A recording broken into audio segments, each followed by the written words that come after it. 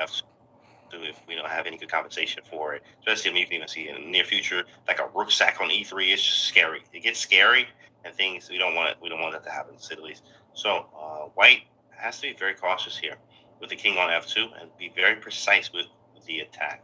So it is his move. Lots of moves, though. I mean, even knight E2, knight G to E2, that is. Swinging back around, bishop B1 is another move. I think these are the moves that are the most logical right now. Knight G to E to prepare G4, or bishop B1 to prepare queen to D3. See what he plays. That's right.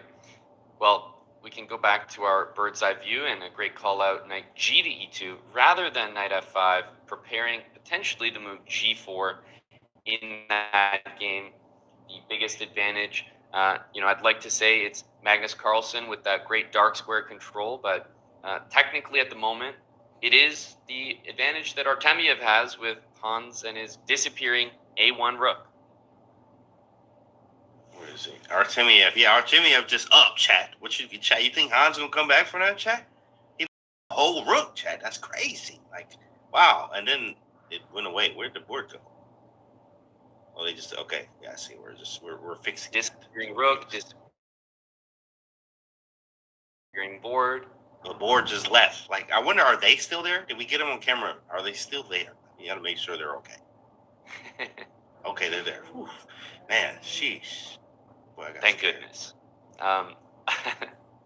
We can see, if any, for the Hans supporters out there, we just wanted to bring up the full cam to absolutely and unequivocally confirm the presence of that rook on D1. Is there? And what was the move, by the way? Okay, so we had G5, and did he go for that plan that you was mentioning? I think his rook's still on F8, but looks like he kind of went for that plan. He didn't take on E4 yet because of F5. Man, Artemiev playing out of his mind with the arms folded, got the I got this, type of. That's just a chess player pose of like, yeah, I got this under control. Even if you're losing, you got to bluff like that. But he's he's doing great. I think he's very comfortable psychologically. He's calm. You can tell. One thing I noticed about his game that I really liked is, I see Arjun has this too, is the just stoic. You can't tell if he's winning or losing. He's playing very well, and like he's confident. The psychological factor is there. He's calm. He can play good moves while calm. So I'd love to see it. Indeed. We have another result just to mention, which is Parham and Mamedyarov. They had a draw games, so that one is completed. A big fight. And the match that I want to tune into just now is Maxime Vachier-Lagrave against the world champion Gukesh, because this one looks like it's really in Black's favor. Now, I'm not sure if we're going to see a position right now that rook c3, d4. Don't know if this is actually converted, but it looks very good for Black. Activity. And a lot of chess left a lot of pieces on the board. Let's see, pawn islands. 1, 2, 3. 1, 2, 3. Yeah, same amount. It's really just piece activity. I love talking about that. That's from Gary Kasparov had a quote. I never forgot. He said, piece activity trumps material most times. And like it's like more about being, if you have the same amount of pieces, whoever's more active is the one that, usually has more chances you can push for more. And obviously that rook on c3 is extremely active with some annoying threats. Obviously the counterpart, I think, is that knight on d7.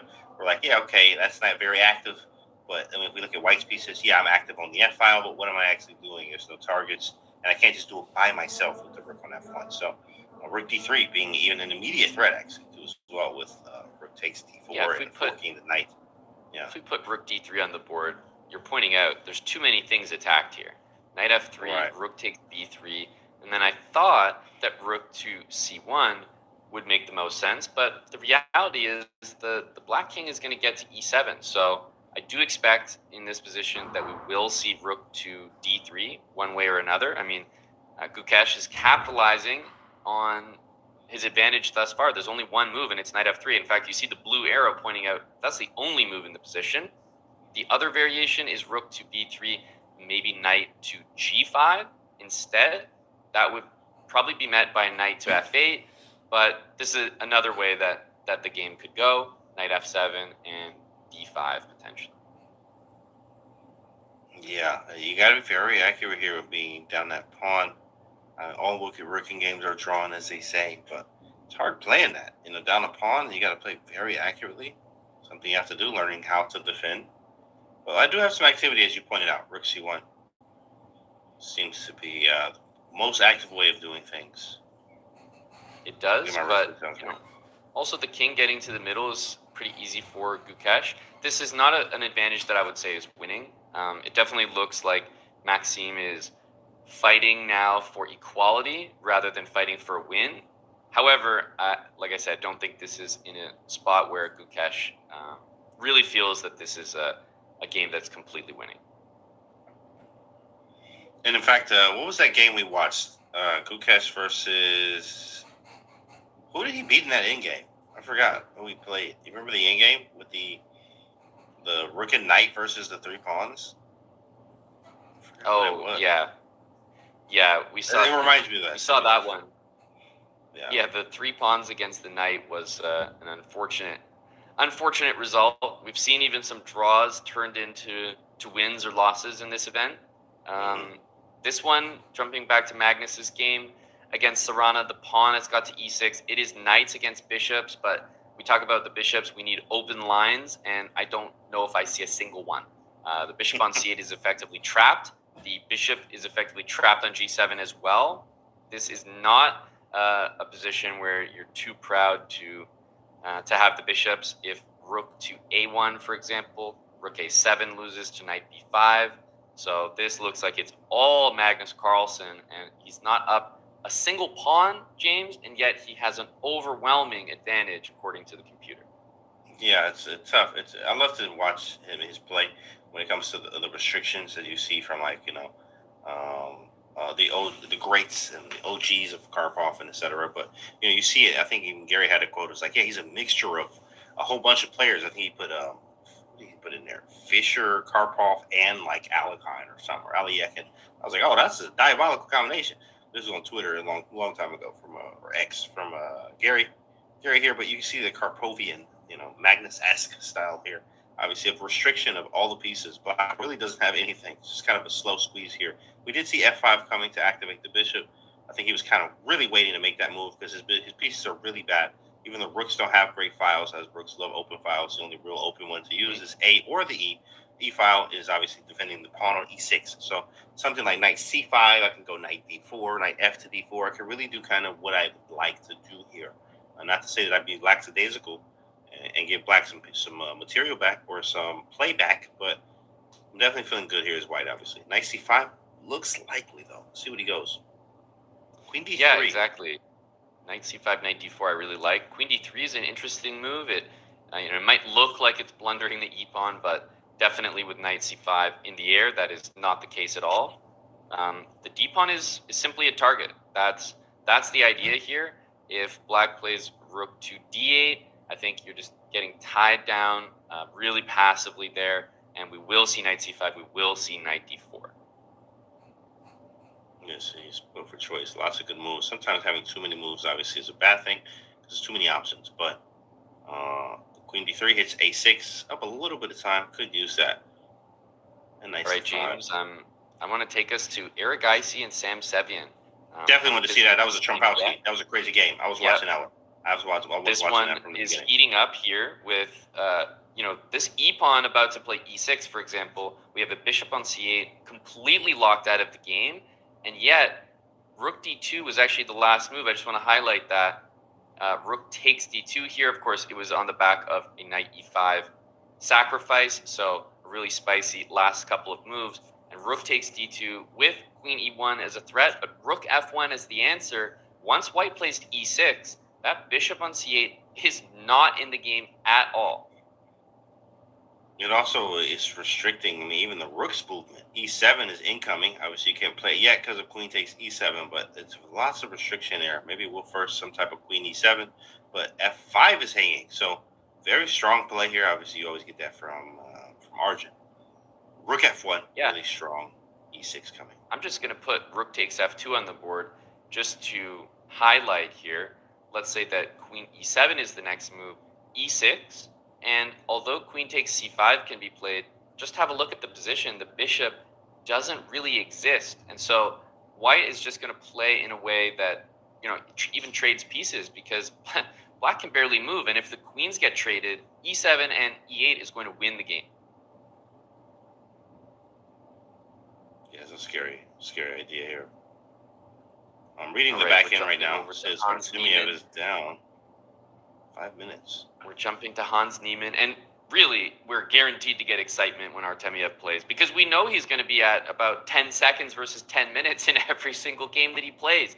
Now, I want to remind the viewers that the evaluation right now is still equal, but we can't help but speculate on the result of the game when you've got 16 seconds for Artemiev. The stakes are super high. However, this last move, Rook F5, does feel, James, that we're very close to full equality with the E5 bishop about to be captured. He has to, well, I guess his counterpart is, okay, I could take on F2 after everything is traded out. So this G4 thing, does he want to trade everything out? G4, trade. Who's more active? Looks like maybe, I guess, probably just equal. It's just zeros. Do we have anything else? Rook F1 maybe? Rook F1, trade everything out same way, but that's probably not the way to go. Well, we have a move. There it is, G4, and they're trading everything out. And this will be a position that I think Artemiev will be fine to hold. We're going to see some exchanges on E5, king takes F2, of course, and most notably, in this position, it's Black to move. Rook D7 is the idea. If Black wants, we might see the move king to F7. However, you'd need to fully evaluate Rook E7. And I don't know that that's so easy to do, so perhaps the safer move could be Rook to E7 in order to, easily bring that king out. Hey, Rook E4 with a slight grimace on his face. Like, okay, I guess I got to go with what I got. Rook E4, he's going to try to trade everything off. King F3, maybe there's Rook D4. Wait a second. Is that possible? I want to count everything out. Calculate correctly. Should be okay. My feeling is that if you get that isolated pawn, it's not, the most dangerous. And let's see what happens. We see Rook D8 check. We see Rook D7 on the board. And crucially, Rook E7 here is not a very safe move to play because White's king gets to E4, especially with low time. He's not going to go for that. Instead, we're going to see both players go after every single pawn on the board. Whoa, he played B4, making it a little bit different here. Mm-hmm. That's a strong move there, not allowing Rook takes A4. Okay. Good play. A5 doesn't work. What did he play? Check first? He can try Rook F4 to F7. You can also play Rook F4 and then move the B pawn to B6 or B5, knowing that you have this Rook F6, Rook F7 idea. I feel that this is the attempt. Also, maybe if the king goes to E2, you could even play Rook to H4 and go after the H pawn, and it would be 2 connected pawns for White, 2 connected pawns for Black. Don't ask me the evaluation of that one because I have no idea. And with Magnus standing in the background, we can, of course, announce that Magnus has won against Alexei Caruana in very convincing fashion. It was like a boa constrictor when we were checking out that game last.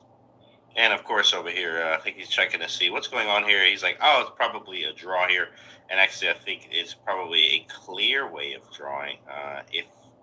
Well, maybe King G3. King G3 may not be the clearest, but King G4, you can definitely check along the 4th rank there. King G3, a little bit different. King E3 is going for, saying, okay, you know what I'm signifying? We are going to have a fight here, boys and girls. Probably Rook H4, yep. Rook takes B7, Rook takes H2, and it's a race. Who's going to win the race? Yeah, exactly. Rook to H4, you're no longer taking with a check. With 15 seconds ticking down, I think Hans is maximizing his winning chances by playing a move like this. And B5 played by Artemiev, this move is one of the top moves. Rook to C6 check. I'm wondering about Rook to F6, and it looks like that has been well calculated by Artemiev to hold a draw. So takes, Rook C5, Rook H4, Rook takes B, Rook takes H. Yeah, it's still a race. Still scary. It's all about who is going to get there in time. That's still not very easy. there's lots of things to try here for Hans. He's trying to find the trickiest variation that he can think of. And he's gone for first A takes B5 and rook to C5. There it is. And of course, you could try rook F5. Wait, or is that could be wrong? Feels like something's wrong with rook F5. Yeah, rook F5, I think you just have to consider the move C4, although it's probably still fine. It's a dangerous move. So he's put his opponent in a situation where he's saying, hey, you got 10 seconds. If you want to play rook F5 and maybe gamble that you've calculated that king and pawn endgame correctly, go for it. He does not do it. He plays rook H4, and we're going to get a full race here. There are huge winning chances for both sides, if we're being honest. It's a race. Put on your running shoes. What's your favorite, chat? It's about to be a race here. Who is going to win the race is the question. Or will it be a draw? Who knows? This is the fun part because we don't have to play this out. This is a very stressful situation in a way for both. But at the same time, I think Hans probably has that slight edge, obviously, due to the clock. He has a big clock edge, but it is a race. Yeah, it's really key here because what's probably going to happen is if we see king G7 or king F7, white is looking to maybe check and then eventually try to get behind this pawn. So it's very possible that we just see a repetition here. In fact, it's highly likely. If we do not, then it starts to get into very difficult calculations. So I think we're in the moment right now where if it's going to be a draw, it will be a draw immediately due to these checks. White is trying to get the rook behind the pawn. And even if the rook has to sacrifice for one pawn, these two are going to win the game. Here we go. All right, chat. Can we get some predictions here? Win for either side or a draw? Win for either side or a draw? What are you going for? Maxime and Gukesh have drawn their game. And we're also looking at a huge advantage for Arjun Erigaisi against Sam Sevian. I think just a completely winning advantage. That one could turn into a result very quickly. I do like his opening choice too as well. I know I always say Arjun he plays the bishop openings, which is like, he plays it. He's a fellow Jobavian as well. He likes to play Jobava London. And then he also plays, this Trumpowski. So it's just always with the bishop. F4, bishop G5, either or. And it looks like, is that a rep? I saw the face. He's like calculating. Let me look around. What happened in Magnus' game? Yeah, we're at that point in the tournament where you have to start thinking about your competitor's results and how that affects what you need to do. But I think at this point, both players are probably going to acquiesce to the draw here. Handshake. And that is a draw between our tournament leaders, who are now going to be joined by more players at that 8 point. Very strong from both of them, and they're talking about analysis here quite briefly of the game. Incredible game there. Incredible find in the middle game where Tartemian spends a lot of time figuring out G5 and understanding, okay, if rook takes E4, I have this F5, F4, cool bishop trap here. Incredible game ending in a very, very peaceful result. Boys are still at the top, but we'll be joined by a lot of others. Yeah, and let's jump straight to another game in action. Shimanov against Sindarov. And it looks like Shimanov with this move G4 is starting to get a few ideas about maybe going for more. Rook takes on G4, and you start to think about H5 in the position. The king can come up to G3 or even G2. And in fact, the engine is suggesting H5 because if the queen takes, the rook goes to H4 and rook H8 would be checkmate. So H5 here, while it is not a forced win by any stretch of the imagination, it is definitely a good move. I was just about to say I play H5 anyway, which is on the board. But Queen G7, what happens on Queen G7? HG, Queen takes. I guess you could do GF first, but no, this is a draw. So, yeah, Queen G7 might be holding everything together. Maybe I don't have to trade at all. Maybe just move the queen out of the way. Yeah, definitely that's probably the more likely move. Queen G7, and I don't know, Queen H4, Queen F4, something Queen to get G7, out of the I way. think pawn takes on G6, and if the queen takes, just take back. And it looks like white will win the A pawn, potentially in some variations there. So that's at least something. But King H7 by Sindarov is indeed the best move. The pawn is pinned right now. Let's see what Shimanov wants to play. rook to g5 guards the pawn, does allow pawn takes on h5 there. Let's see. Yeah, king moving is gh. Queen e7, there's gh as well. I'm wondering about rook to g5, just to put a move on the board. And if pawn takes, the queen comes back to f4, rook g8, there's queen takes f7, and I'm just going to play queen to h4 and rook takes h5. This is completely winning. So you have a lot of ways to go wrong here. Queen e7 was played, though, instead of rook g5. Still a fine move, but definitely missed an opportunity to make it very difficult for black to proceed. I think with this queen e7 move, he's going rook g5 next. Maybe the move order is just slightly different. After gh, rook to g5. Only then. Trying to move the king away. King g8, though. Well, that gives me a chance to move my king. It does, yeah. You can move the king, but you also have to remember if you play a move like, for example, king to g2, then you take on h5. There's no checkmate on h8 anymore. So they repeat. Queen f6, queen e7. Will it be a draw? So I think on the camera we just saw Sindarov offer a draw verbally, and we saw, well, he would have accepted, right, if he wanted to. So I think he kind of gave a shake of his head. Maybe either, I'll think about it, or just no. Yeah. I don't think I've ever heard that one, like in all the tournament play. Have you ever just heard someone just say no?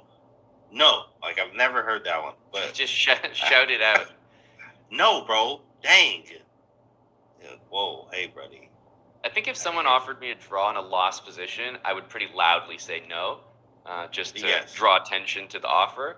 But it looks like in this case, he was acknowledging that he heard the draw offer, but because it was his turn, he wanted to see if there was any moves that he liked, any way to continue on. And of course, with 2 seconds left on his clock, he's going to accept that draw. Very wise decision. There was nothing left. There was nothing left here. And another peaceful result here. Another peaceful result with a lot of games left. That's right. And we see Goryachkina is deep in a battle there. I actually want to jump over to that game. In the women's section, Goryachkina on one of the top boards, and after a draw between Zhu Jin'er against Humpy Konero, there's an opportunity for Goryachkina to catch the leaders. So this is a critical game, and we remember that in the women's section, there's one less round today. So things are getting decided much quicker, and this is an absolutely critical result. Lei Tingjie on board 3 won her game and will move up in the standings as well. So for Goryachkina's event chances at a gold medal, this obviously has to be a win, but she's got herself in a great position to do so. I was just going to say, probably queen d4 seems like the most accurate way to do it. Then you walk the king up to the center of the board. The pawn on g4 is doing a great job of keeping everything under control. Yeah, d3 here is going to force the king to go backwards to f2. And then it looks like the black king can simply walk into e5 and capture the d5 pawn. And even if, well, first of all, in this case, it does look like it will just be a win with that d pawn. But even if not, the king could also just go take the h pawn. So this will be a classic king and pawn endgame victory here. And Goryachkina, I believe, will move into a share of the lead. And up time, up in a position. I'm very strong. She's got the win. Something that I see, the chat kind of pondering over right now is potential pairings. And the truth is, in an event like this, with so many rounds, 13 in the open, 11 in the women's, you start to get to a point, and there you go, Goryachkina with the win, moving up to 7 points and a share of the lead. James, you start to get to a point with the pairings where you feel like you've kind of played everybody, right? Everybody has played everybody at the top of the table, and so you no longer have leaders playing leaders. You kind of have to drop down just a little bit. It's like, you know what, man, just play them again. How about that? Just play them again. Swap the colors. We want to see it anyway. I think there's a lot of matchups that the chat wouldn't mind seeing over and over again. To see TZ in the chat. Will we get a chess boxing match? Well, as fellow chess boxers ourselves, me and Ahmad, we would love to see that. That's right. That's right. Please. Please. Yes. As we got a few games left in this round here, Dominguez and Nepo as well. We also have Yesipenko and Caruana. Oh, I'm actually curious. What was that opening? Because I know he likes to play Jabava, so I have to go see. But I don't believe it was. I don't believe it was at all. So I gotta go check that myself. Yeah, there's a few games still going at the end of this round here. A lot of the games that they seem like they're still going have actually concluded, and instead they are, they just haven't recorded the result officially, which is why you don't see the result in just yet, despite the game over.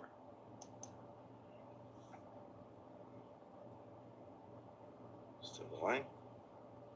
Could be draw. A lot of checks available here. Yeah, there's, unfortunately for white, despite the not necessarily multiple extra pawns, it feels like it with 2 pass pawns here. If you trade the queens, you're very happy, but that's not so easy to do. Exactly. Yeah, the queen is very menacing with the checks. Also, you don't want to give up anything with a check either. So I was going to say in this spot that it seems like a bit of an achievement here by Dominguez, because what he played was king f3, and black should have probably stayed with queen c2 there. Instead, he checked on d1, and I know it doesn't seem like much, but now queen f2 with the idea of queen f6, and all of a sudden, white could just be completely winning. Oh, that's incredible, because, that queen f2, queen f6, king h5 hits queen h6 mate. So king h7, that's got to be winning. g6, get g7 into.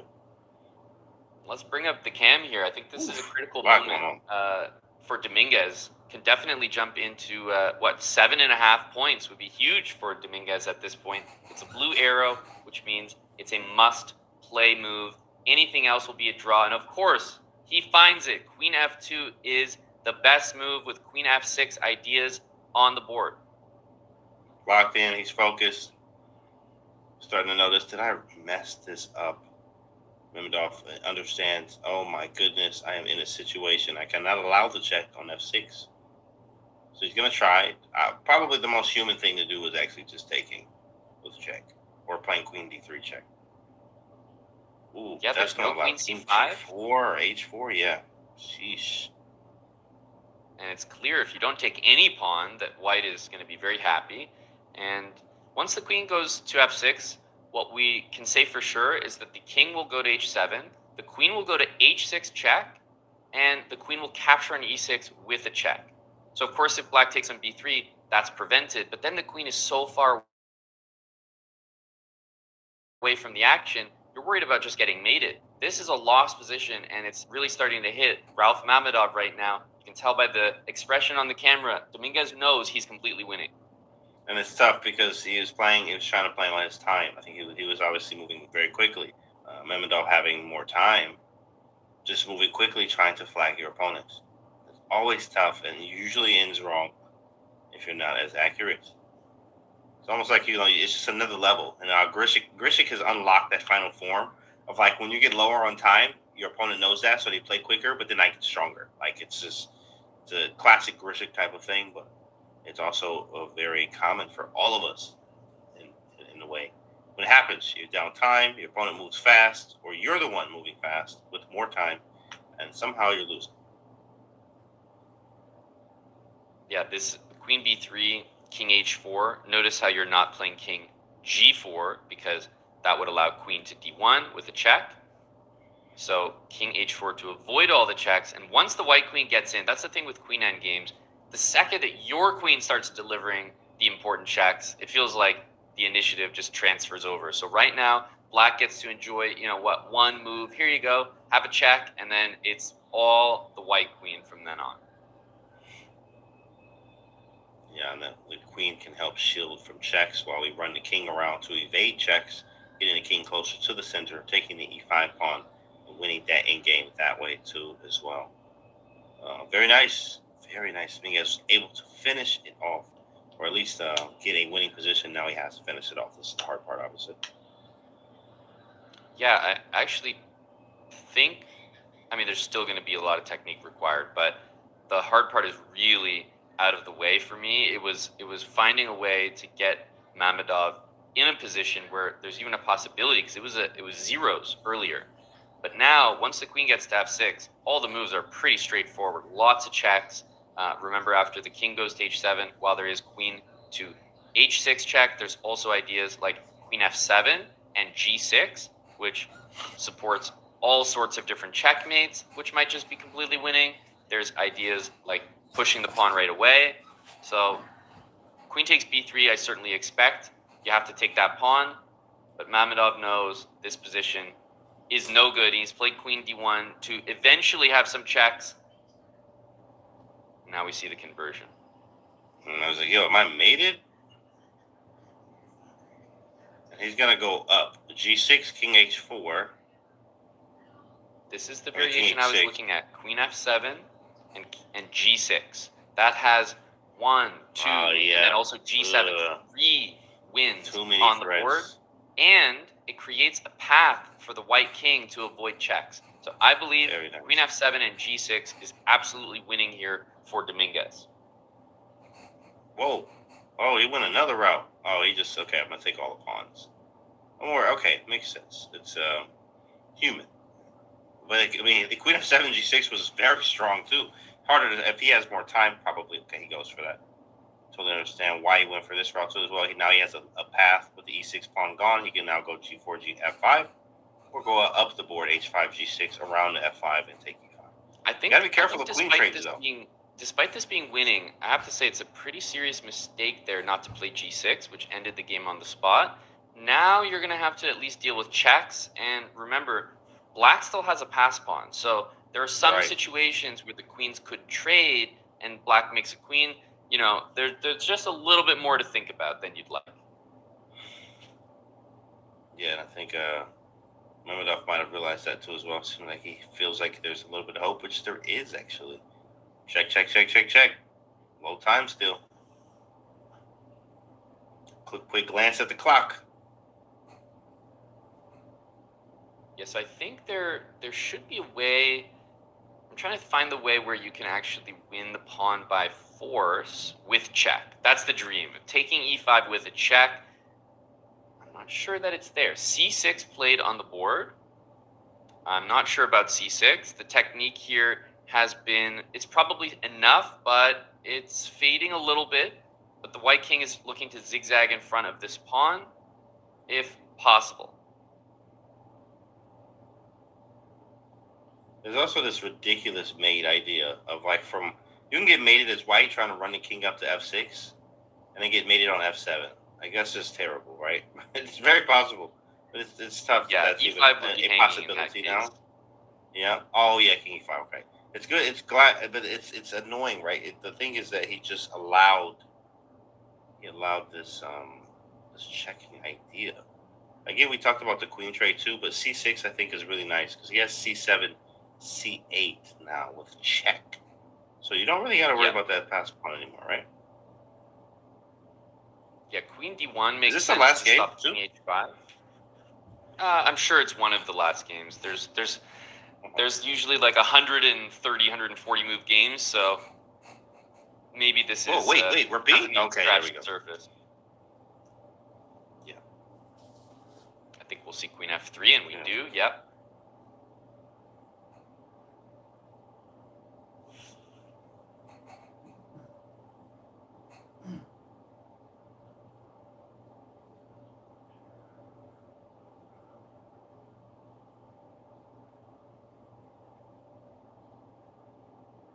Yeah, now if you trade, remember the pawn is queening with a check, which is pretty significant. Correct. That's not what we want.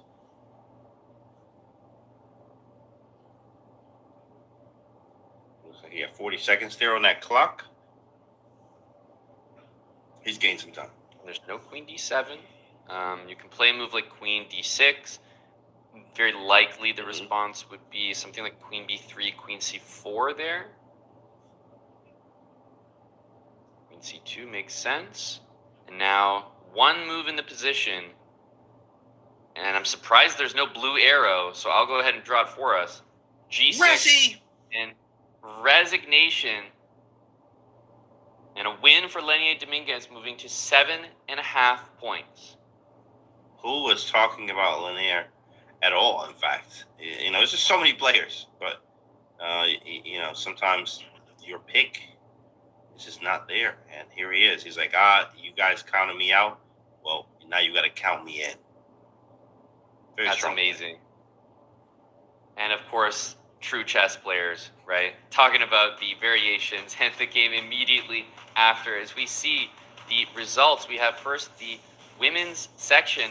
Zhu Jin'er and Humphrey Conero drawing on that top board, and most notably Lei Tingjie and Goryachkina with wins have moved up to 7 points and taken a share of the lead. And Mugunzul from Mongolia with the win over Harika, probably the most notable result of that round, moving her up into a share of that first place, James. And look at the standings as they are right now. 5 players with 2 more rounds to play.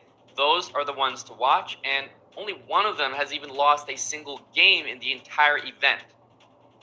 Yeah, and you know, of course, with having 2 more rounds left after this, is like, yeah, this is where the nerves and the psychology comes out, especially up there at the top. Even someone in 24th. Imagine you win the extra 2 games, or you know, you win your next 2 games and go in 8 here, and some things happen in the standings, or this could catapult you. The next 2 will determine literally everything. So good to see that. Now we see in more of the open section here with what happened here. What happened with boys? Magnus Carlsen wins his game. Got some draws in the middle there. Draw. Arjun with the win. That's a big win for Arjun. 8.5. Wait a second. Is he all the way at the top now?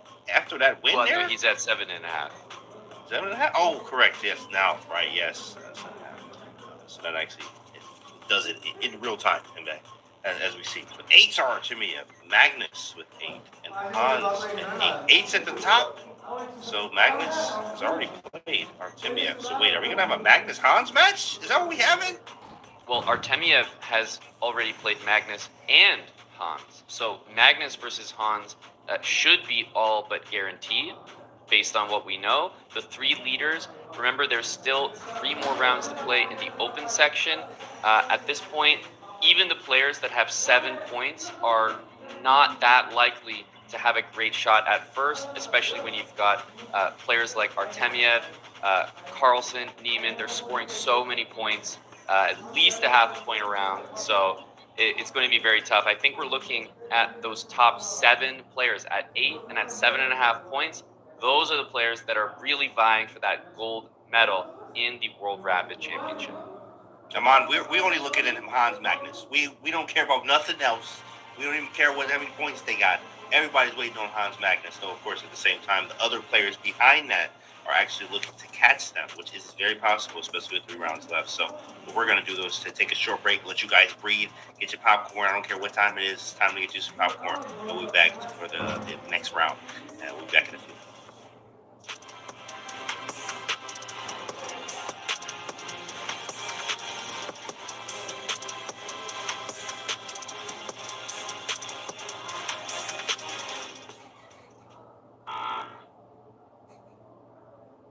That's AI. So we're gonna play. What is the name of this? Just like guess the voice. I don't know. We just embedded this. Guess the something. Guess if it's AI. Guess if it's AI or a real person. So without any further ado, let's play the fun game as we get ready to roll out coach and Vic. Go for it. Round 1. We are changing the name of the bishop to diagonal thingy. AI all the way. Yeah, I was gonna say AI, but should one of us go first for the guesses? Or do we just both yell it out? I was gonna say AI though. I think you can both. You both guess AI. Easily. You would never say bishop thing. You would never say that. Okay, they both got it right. Yeah, I would never say that. I would never say we're changing diagonal thingy, although now I'm saying it, but okay. And actually, this time, I think that was a good call, Levy, so we'll rotate. All right, Levy, you go first, but let's play round 2. You go, and then Hikaru goes. I literally don't care. Wow. I'm gonna go AI. Yeah, I'm gonna agree. The pitch sounded a little bit high. I might have said that, but the pitch sounded too high compared to the way I normally say it. So I'm gonna go with AI as well. Okay. Nick, reveal. That was real. I did say it once. Okay. Oh, Wow. man, literally don't care. No, but I agree. no, with you. but I thought it sounded too high pitched, but apparently that was from a stream. All right, no round 3. This time Hikaru goes first.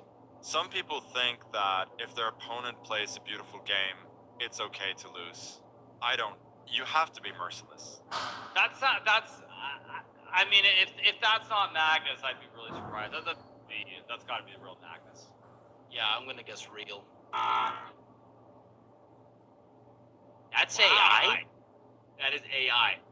I want to hear more. By the way, I think I listened to a couple days ago. I had a bit of a refresh of all of your voices, and I do think that this last round of Magnus, they really nailed it. Like it's kind of crazy. It sounds better than any of the other versions. So there we go. I'm just gonna say everybody who knows Magnus needs to have a safe word, because if he calls them, if a person calls them using that voice, like they need one some thing way. to don't do it. Just to ease those concerns. This is also on a bit of a chess.com kind of proprietary chess LLM. We've been building out a lot of the phrases. Nothing that hits the community is not approved in that way. So if Magnus calls you and says to wire him a bunch of Amazon gift cards, that is not good. Do not send him a bunch of Amazon gift cards. But okay. All right. Ben, give us another one. This time, Yo, Levy I'm goes mad first. trash, bro. That's it? That's Yo, all I I'm have mad to work trash, with? bro. Yo, I'm mad trash, bro. I mean that's like the Hikaru one. I mean it sounds like it's robotic, but I definitely have said I'm gonna go with real. I'm gonna say it's AI. So let's spice Yeah, it up. we can't always have the same answer. Yeah. So I guess Hikaru's right. It's AI. There you go. I love that Hikaru got it right on a Levy voiceover. That's just the best. One more. Okay, one more. Here we go. This time And then we have the Hikaru goes tiebreaker. first. We have the tiebreaker next one. How does the knight move? No, Well, wait, yeah. sorry. I didn't mean to. Go ahead. How does the knight move? The way the K was hanging on knight, that didn't sound right to me, so I'm gonna say it's AI. I was gonna guess real. Is it real? Okay. Correct! Oh. Oh my God! Now it is a tiebreaker. Well, now we have to do one more because they're tied. We can't have people Do we feeling have left any more? out. So is Anna Cramling the tiebreaker? Okay, he's pulling them up.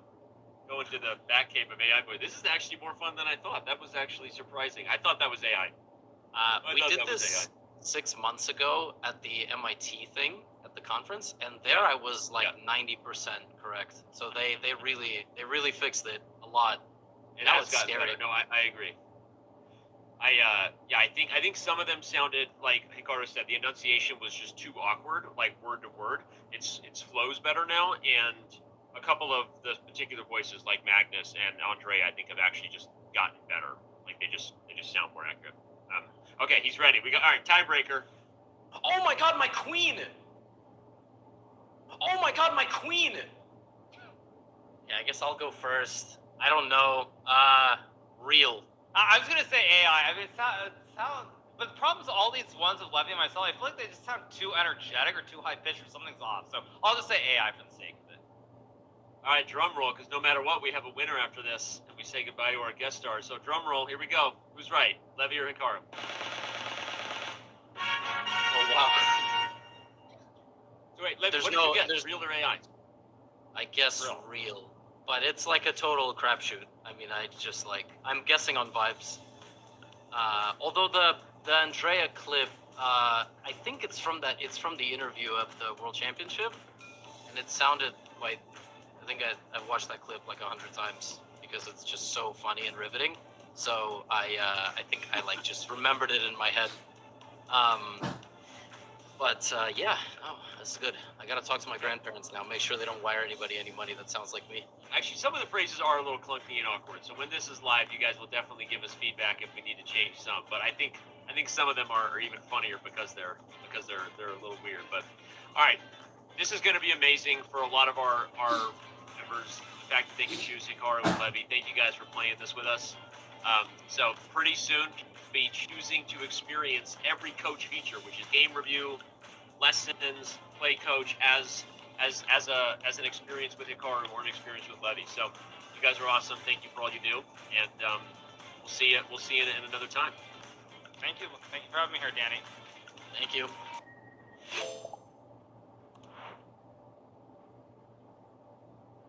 We are here with world champion rock climber Sam Watson. Did I say that right? World Sam champion?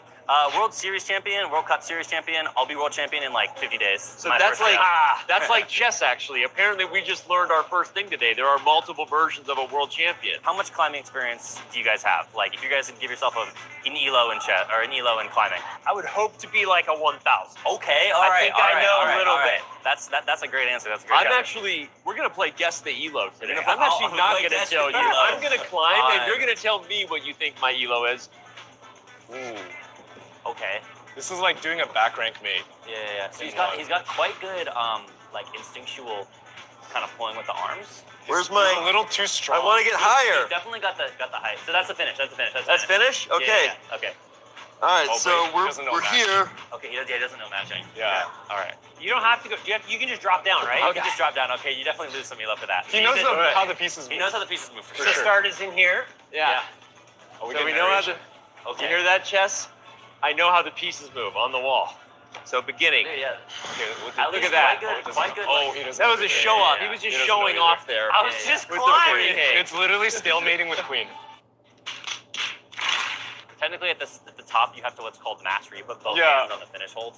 But that's also my fault. Yeah. Oh, you have Yeah, to put yeah. both hands So on. the one That's- that says yeah, finish, that's you put both checkmate. hands there, Okay. That's checkmate. If you- Hey, He Yeah, stalemated yeah. a queen. they Yeah, didn't tell me the rules That in was- their match. But that we was were stalemate. wondering That was if you my knew. fault. That was a little bit my Okay. fault. Yeah, that was a test also. Yeah, it was a well. 10.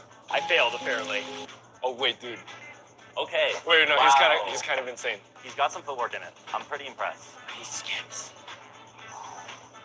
That's fine. That's like a discover check. No, that's good. It's good. Maybe it's like a pin. This is hard. Okay. One more. Oh, he doesn't see the whole board. He isn't seeing all his pieces. His Put it to vision the right. Put it around to the right. There's a He's convincing. I'm convincing. You're right. I'm sorry. I didn't even properly look at the map before I Yeah, started. you gotta see all the I didn't pieces. know that was there. Yeah. Yeah. Yeah, I did. Hidden bishop in the corner. Yeah. I Look, think- it's But honestly, I just I got tunnel vision. That's true. he's doing check. Yeah. Nice. Oh, Okay. checkmate Alright, for sure. He's definitely a little higher rated. He's than a me. little higher. 1,000 might be pretty accurate. We learned that you don't want to get tunnel vision when you're on the wall. Full board awareness, just like chess. You got to think more than just one move ahead, or you get yourself stuck. Especially if you're obsessed with checkmate, not realizing that it's not quite there yet. Are you gonna do this one to show us how we should have done it? How fast would you go? Whoa, yeah, okay. That was a show off. You guys see that on camera? Okay, hang on, Danny. I want you to try that. You were here, right? Yeah, he reached you from here. He chunked it Yeah, back. did you do that? Yeah. That's insane. Oh, you didn't even get close. That's crazy. That is insane That's what he wild. just did. That is wild. This is hard. Solve the mate. Don't get tunnel visions. Yeah. See the board. Okay. See the board. Yeah, he's got it. Nope. This Nope. is scary. Okay. Okay. Yeah, Two moves Until remaining. you see it, yes. Oh my goodness. Yes. Wait, his This is actually fingers good. are insane. Who do you think would be the best? Like, if you send people my way, like He's pretty Daniel okay, Dubov. lightweight. Daniel Dubov. Dubov. He can one-arm Oh, pull up. Dubov. Yeah. Dubov, yeah. Dubov. So, He can one-arm pull huge up. call out. Yeah. He's a big parkour guy in general. Calisthenics. Nodirbek is pretty athletic. For sure, Carlsen. He's Magnus is He's a great golfer. maybe Magnus will watch this and be like, "Those I'm coming for him." Dude, But we'll see. Magnus Carlsen, you are welcome to climb me. You are invited. I will come to Norway. Guess the elo verdict for you two. You give yours and I'll give mine at the same time. All right. Okay, Same me for first. Danny, for I'm Danny. lower rated for sure. So All right. go ahead. 1150. Oh, dang, I'm savage. Hey, that averages out. To Oh, about God. 970. 1,000. No, 1,000. 1, 2, 3. 1020. Averages out to like 1170. 1170. Yeah. Okay. 1175. Maybe I wasn't that far off. Yeah, maybe I'm just like too. He's a up my coach, nut. dude. He's a Yeah, I have to deal with you. I have to tell someone who's 2800 they're bad. All right, let's go. try some speed. This route was invented in 2007, so in its modern form is like one of the youngest sports in the Olympics. There's been so many different breakdowns on how to do it, so you could almost say that's like theory, like very early, like 1800s level, like you could just make a new opening, where if you do a move slightly different, then you could get a little bit of an advantage, or you could Do you have to hide? You're like, change your oh, I don't want sequence. people watching me do this so that they don't see my technique. See, I personally am actually very against that philosophy in terms of what I do. Yeah. And I mean, there's a big debate about that question in sports in general. Yeah. But since it's such a young sport and I do truly care about growing the community, I'm pretty open about what I do. Like, in terms of talking about even just now, like, I have a very complex training plan and schedules, and I post videos myself all the time running sub-world record in practice. And people, in theory, could use that to get better. But honestly, like, I don't really mind. Like, it's hard to do objectively. Yeah. So it's like, I'm not really worried of that, and I think it's better, and I would want to compete against a higher level because it's better for everybody. But it's almost, in like chess, like, nowadays we have Tell Tuesdays, and a lot of top chess players play each other very regularly compared to 50 years ago when that was not a thing at all. Yeah. No, it's true, and a lot of top players have said the same thing in terms of their hiding prep and secret accounts is actually less of a thing now because of everyone having the same tools. It's how you execute in the end that is going to matter. So that's fascinating. Oh, it's so high up there. Nice. Let's go. There he goes. Yo, okay. He is in it to win it. Okay. Correctly puts the left foot and extends the arm. You thought he was flexible. You were right, boys and girls. Here he goes. He's got the right hand pulling up. Remember, don't get too far out, overextended with your hands. You got to make sure the lower body is coming with you. Find your Pro feet. tip. Find your feet. Find your Always feet, move as your they feet say. first. That's what I meant to say. Find your feet. Yeah. There you go. Your feet are your pawn moves. Fundamental. Yeah. Pawn structure for the win. Come on.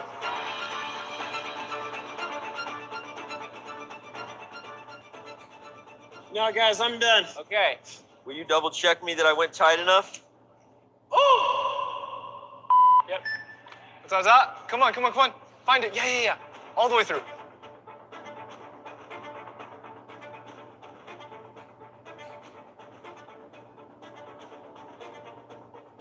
Come on. I can't do it.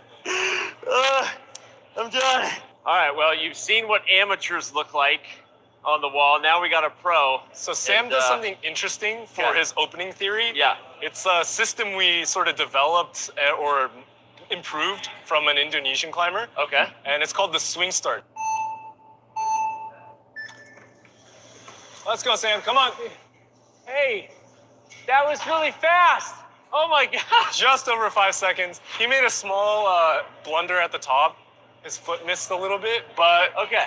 like it's like a inaccuracy, not even a blunder. A little bit of inaccuracy. Yeah. I want coach to show the patterns that they have. They have like a whole game review on you for everything you do. Yeah, pretty much. It's just like game review, but it's not AI based. It's very manual. Sam made an accuracy here. Normally you want to step perfectly over the ball part of this hold. He stepped slightly left, which it seems like, it's only about 2 centimeters, but it actually impacts the rest of the run quite a lot.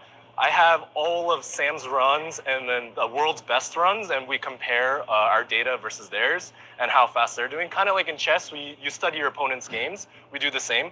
Yeah.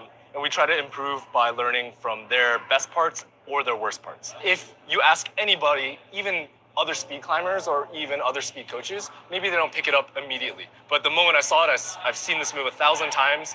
This morning, I watched 300 runs already.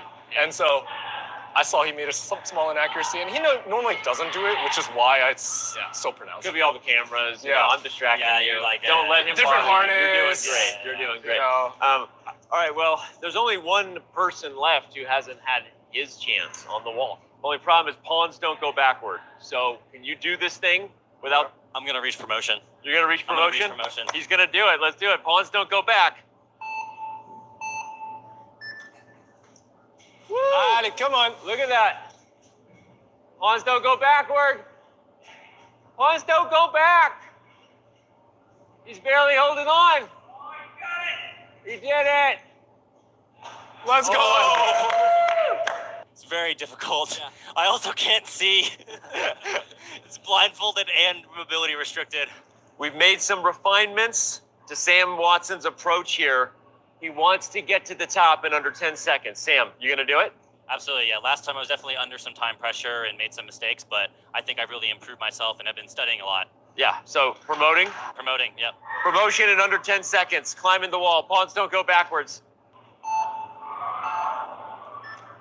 He's off. He's off. He's going faster for sure. Yeah. He's there. He's way under 10 seconds. Go. Oh my gosh. You made a couple of mistakes at the top, but Wow. that was pretty wild. That's insane. Wow. Is that? Even with a couple inaccuracies, you still got under 10. That might have genuinely be harder than setting the actual. Yeah, I think it's better than world record right now. All right. There you go. Sam Watson, new world record in a pawn suit under 10 seconds.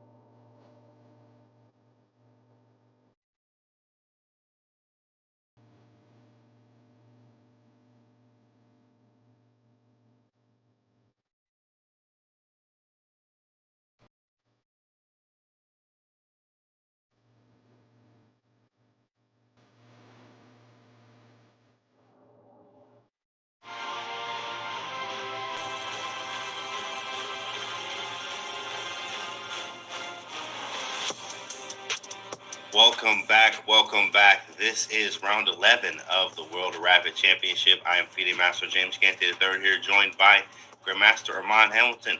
Armand, we have a heavyweight matchup and a few rounds left to go, and we're crowning a champion. What do we have in store?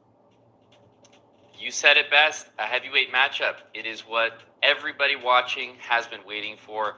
Grandmaster Magnus Carlsen against Grandmaster Hans Niemann on our top board, and they are co-leading the event along with some other players as well. Artemiev at 8 points, so it is a three-way lead in the event. 7.5 points for Arjun, Nodirbek Abdusattorov, and Dominguez Perez. There are 7 players that are really vying for that gold medal position right now. and the pairings could not be juicier as we get into this next round. Here we go. It's going to be a match to watch, of course, for the centuries. And in the women's section, with 2 rounds to go, it is heated over there because, of course, they only have 2 rounds left. Koryushkina at the top up there with 7. Lots of 7, so things can definitely switch and swing in the standings, especially if there's a draw. Humpy versus Lei Tingjie. Katarina Lagno versus Zhu Janir. And then the Musicchuk sister, Maria, versus Atalik out of, I think, Turkey there. And then the other, look at the sisters, the Musicchuk sisters playing right next to each other. Sometimes that gives you a little bit more energy playing next to your sibling to go up there.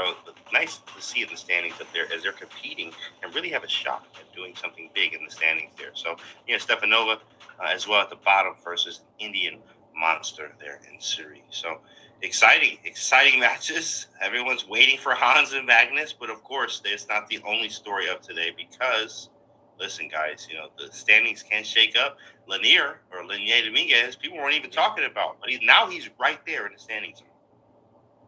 Yeah, he's in the mix, and I also couldn't help but notice the top 3 boards in the women's section. Nobody has lost, not a single game. It's incredible. You're seeing the level in the women's section going into the final round.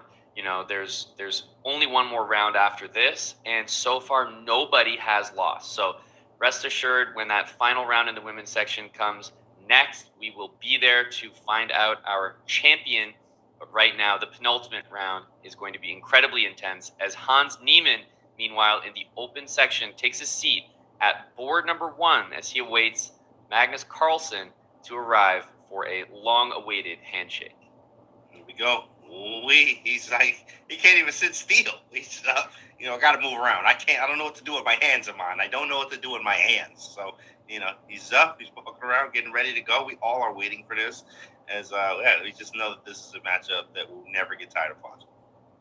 Yeah, and maybe some mind games there. Who's going to be the last one to the board? That's really a Magnus trademark. But as anticipated as this matchup is, remember, these are all just off the board shenanigans. At the end of the day, Magnus has the white pieces, and what I want to point out about that is that earlier in the event, we said when Magnus had the black pieces twice in a row, and that was his probably his toughest moment in the event.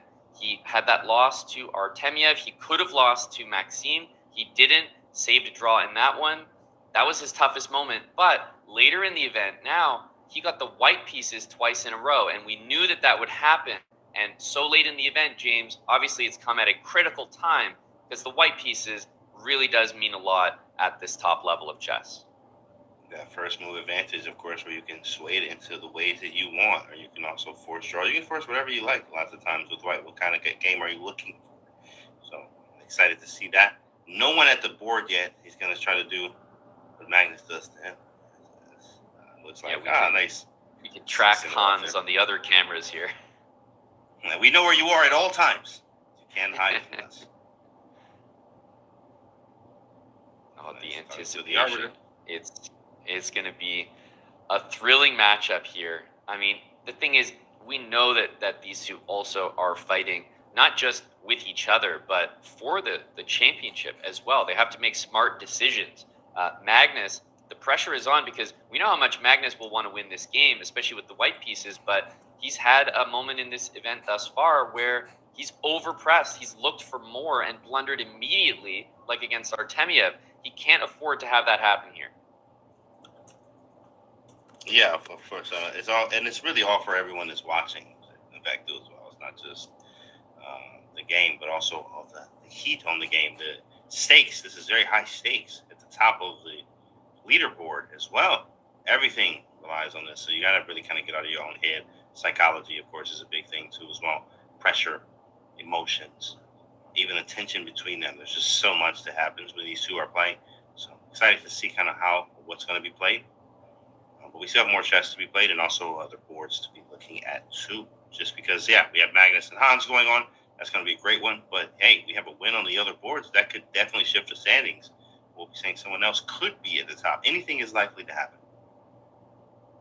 Exactly right. Let's not forget that Artemiev is also a co-leader. And Dominguez, as we see on our screen right here, has jumped up to 7.5 points. And how about a little moment of appreciation for Dominguez, certainly one of the older players in the field, and sitting up there on board number 2 with what is so far a remarkably impressive World Rapid Championship. You just see that skill and understanding and class does not go away. Arjun here after coming off a very strong win in a Trumpowski. Very fun opening to play. And all-time controls too as well. Arjun with black here. Definitely going to be Tactics Fest here with the young Ardomas as well. So excited to see what they do here. And this could definitely catapult Arjun into the standings. Big shot for him. But also, an even bigger shot for Ardomas, who's playing really strong here. Was an unexpected feat from him. Especially people probably didn't have him in their top 5. We had an All-American matchup too here. Nice to see Wesley and Ray. Played a lot of chess together. Cool to see them matched up here at the Rapid Championship. Yeah, there we see a handshake between Artemiev and Dominguez Perez. Of course, still waiting for Magnus, and there he shows up. The handshake is in the most anticipated match, not just of the round, but possibly of the entire event in the Rapid and Blitz portions. Remember, they can still match up again in the World Blitz Championship, which is happening directly after, but nothing is going to be more important than this game right here. Here we go, chat. Predictions. It's too early for that, but you got to do it anyway. Predict, chat. What you think is going on? What's up, Susie in the chat? I see you there. Code handshake. Let's go. Time for chess. There you go, chat. I see the chat rattling off. Quick draw incoming. You've lost your mind. Sully, you've lost your absolute. Here we go. E4, E5 is the choice, and it looks like an early jacket off power move here from Magnus. The jacket comes off not 2 moves into the game. Right, flexing the steps. Look at him. Maybe an error from Hans. He didn't bring a jacket to take off, so he's been outclassed on move 2 here so far. Already, jacket off. Your turn. Your move. All right, we have one of the most common openings in chess here, of course. E4, E5, knight F3, knight C6. The decision just being bishop C4 or bishop B5, and Magnus decides to go for bishop C4, the Italian, and we have a very, very topical position, bottom left of your screen. Keep in mind, the women's section is on top. That's Goryachkina and Magunzul on board number 1. That's the top left, as well as Humpty Conero against Lei Tingjie, Zhu Jiner, and Katarina Lacno. And actually, my attention is drawn to the knight to H3. Knight H3. Is that a transmission error? That's an interesting move right there. What is that? I've never seen this ever. No, that is not a transmission error. Was this like a Scotch gambit with knight H3? I don't know what happened. Just had to observe that move, which is a little bit unusual, but I guess the knight is coming into F4 and then to D5. So some early developments there in the women's section as well. No, that's crazy. That looked like that went E4, E5, D4, ED, bishop C4, knight C6, knight H3, which is like, I've never seen that theory. If it works, great. If it doesn't, I mean, this is like, hey, if it works, oh, that was awesome. If it doesn't, I mean, hey, I put it down on H3. So, like, it's different. Definitely different. That's right. We'll watch that game. Definitely going to keep my eye on that one. You called out another game, which is board 3, Arjun against Yez Erdomush. That is certainly going to be a game that we expect to have fireworks in. So we can see that one right in the middle, bottom middle of the bird's eye view right now with the early fianchetto for white. It looks like a game that could definitely get exciting soon. But right now, all eyes on Magnus and Hans Niemann. Although we can't say that anything too exciting is happening yet. One thing is that we just saw a game very similar to this with colors reversed, right? With Hans having the white pieces. He just played Artemiev, and we saw something to the effect of rook E8, bishop E6, some exchanges. Of course, white ended up playing D4, and then D5 was the reaction. Now, it's a little bit different with this pawn on A5. than what we had in that one. I believe the pawn was on a6 there, if my memory is correct. And how about the very classic maneuvers that even if you don't know too much about this opening as a spectator, as a fan watching, I feel like this is something that even the beginners in the chat are starting to say, hang on, I see that every time I watch a Italian game position. Knight d2, knight f1, knight g3, and meanwhile knight c6, knight e7, knight g6 from black. Very easy plans, of course, with the knight g6, knight go over to h5 and the f4. Sometimes you get bishop e6, rook e8. Like the a5 is the more topical ways of playing. I think Magnus used it even in this last game, as when he was, playing world champion against Jan Nepomniachtchi. Last game with black was an easy draw to be able to secure that last world championship for him. But yeah, easy plans, very easy plans.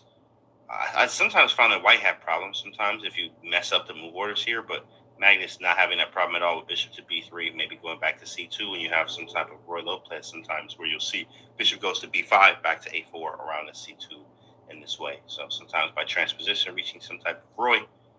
But I mean, this is a long game. These are always longer games, not very aggressive, but you do have a lot of play. You do have a lot of play for both sides. It is a nice strategic maneuvering game, as you see a lot of. So I'll just take this move back for a moment just to explain for a sec maybe about bishop b3. It might be tempting to play the move d4 because as soon as you have the option to do this, you want to do it. After pawn takes, if pawn takes back, you're looking at this position, you feel you've achieved a lot as white, and in comes the move knight takes e4. Highly thematic, and if you have seen this game, if you play this position with white, that's why you see all these top players drop the bishop back. It's because of this move. If the rook captures, there is d5, and black is going to not necessarily win material, although in this case you might end up a pawn, but it's not even about that. It's about getting the light square bishop and the isolated pawn for white that gets left behind. And yes, even bishop takes f7 is a great position for black because you're not up material. However, you have bishop to f5, the light squares are dominated, and black even has the open f file. So that's why you see strong players play this mysterious bishop b3. You want to get out of the way of d5, and it's very important to play bishop b3 early, and in this case, c6 has been played, and now we see d4, where, of course, there's no trick involving d5. This is sort of very similar to the game we just saw with Artemiev here. Lots of trades in the center here. Knight takes e5, takes 6 takes, bishop e3. Yeah, if we put the kind of the same idea on the board, remember the knight was on g3, so a few more moves were played, but let's say that knight takes e5 happens. We could take, for example, and take on e4, and this makes good sense for black. That's why you play the move d5. You want to immediately challenge the center, and black's not looking for a game where, for example, white plays d4, and black plays like queen e7. This is not the kind of game you want to play. It's good to have that knight on f5 too, as well, with the rook on the e file. Obviously, with queen e7 and ef will be very annoying to face. And you have some type of kingside attack. Also, e5 pawn to be lit up. So d5 on the board. Magnus is contemplating: do I play de, which isn't usually the greatest, but again, it's very playable. And knight takes e5, liquidating too as well. You even have, I guess, you could play knight g3, and Magnus with the walk away. I mean, the opposite. Sorry, that's Magnus. The opposite. Hans with the move. It's funny. You got Magnus in his hands here. I love the psychological play. Hans just walking around, like pacing. That is definitely a psychological play, by the way, because standing up and walking around during a rapid game is not usually something you see players do. It's very common in classical chess, but. And if you notice how he does it, he didn't do it to anyone else. I'm playing Magnus here. Let me do it for the memes and the content. That's right. And we see the move d5 has given Magnus pause because I think perhaps he's not used to it this early and this direct. The move that maybe people are wondering about is actually e takes on d5. And it's important to point out that after e takes d5 here, if black just takes his pawn back, you're losing a key central pawn. So the whole point is before you recapture, you actually slide this pawn forward, hitting the knight on f3. And once this knight moves, whether it's to e5 or d2, it doesn't matter. You get the idea. You capture back on d5. And yes, this pawn formation is a big improvement, and actually black would have a slight advantage here. So Magnus has to make sure that he maintains the edge. Knight g3 can definitely be played, and almost every variation that we were just looking at for black, you could kind of play the same variation for white there. So we could see knight g3, and I think at this point, taking on e5 is unlikely. So if not knight g3, bishop to g5. Look at the difference in the position, right? Why has Magnus gone for bishop g5? We have h3 for white, but we do not have h6 for black. So this is standing out to Magnus as a bit of a difference. He's saying, hang on a sec, d5 looks early to me. Let me play bishop g5, pinning the knight, and now taking away all the sting out of knight takes e4. If pawn takes on e4, then the knight can take on e5. I mean, this is just a clear, move saying, I want to play for a win. There's so many ways that you can capture in the center. ED, knight takes e5, d takes e5. But he's saying, I'm going to play bishop g5 and let you take. In fact, lots of times they say to take is a mistake, right? To take is a mistake, meaning before you capture, you should be asking, is it better for me or better for them? And obviously you have to do that with calculation. But bishop g5 is saying, now you take, or are you going to blink first type of idea here, where bishop g5 is playing for a win, make you think. And now, Magnus, sip of the water, let me walk around. Your move, big fella, bishop g5, I'm playing for a win.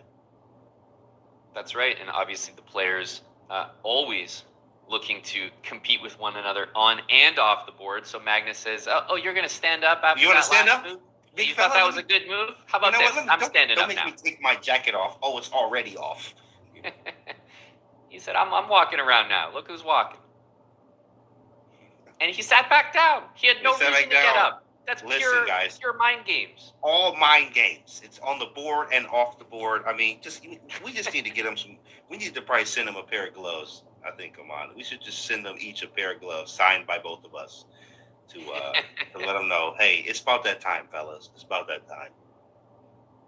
He knows, by the way, when Magnus took off his jacket early on, the chat probably didn't realize this, but obviously you and I recognized that was 1 point for Magnus, 1-0. And then when Hans stood up, he was equaling it 1-1. Now 2-1 for Magnus. He got the stand up in, so we're obviously commentating on what's happening on the board, but the chat has to pay attention to the battle taking place off the board currently in Magnus's favor. 2-1. I mean, listen, we're getting everything we want to hear. We want chess, we want the fighting, we want the psychology, we want the stares, we want the jackets off, we want the hands raised, the fist up. We're getting all of that here every time that they play. So pretty awesome. We get to see that here. Bishop g5, though, impressed by this move. Of course, Magnus is doing Magnus things. Definitely love the bishop g5 move. It puts him in a think tank. It makes him, yes, there's more than, you're capturing here and liquidating the center. I don't want to do any of that. Bishop g5 not only develops a piece, but makes you think and puts the ball back in your court. Are you going to take or not to take? That is the question. There we go. We have the official mind games. Mind games. 2-1. We will be tracking that. That's an official metric now, by the way. Official, 100%. And it looked to me like Hans was reaching for the H pawn, considering the move H6, which would obviously prompt bishop captures on F6. And I wonder if that is some sort of a temporary pawn sacrifice, or certainly a potential sacrifice of the D pawn, because if the bishop captures on F6, the queen would recapture it. And yes, that D pawn would be hanging. So it looks like Hans is considering that. And that is, by the way, the best move in the position. Other than the move H6, the only other move that seems like it's a possibility is to capture one of these pawns in the center. But the E pawn is now hanging, and it's a much worse position due to the pin. So H6 feels like the move that Hans is going to play.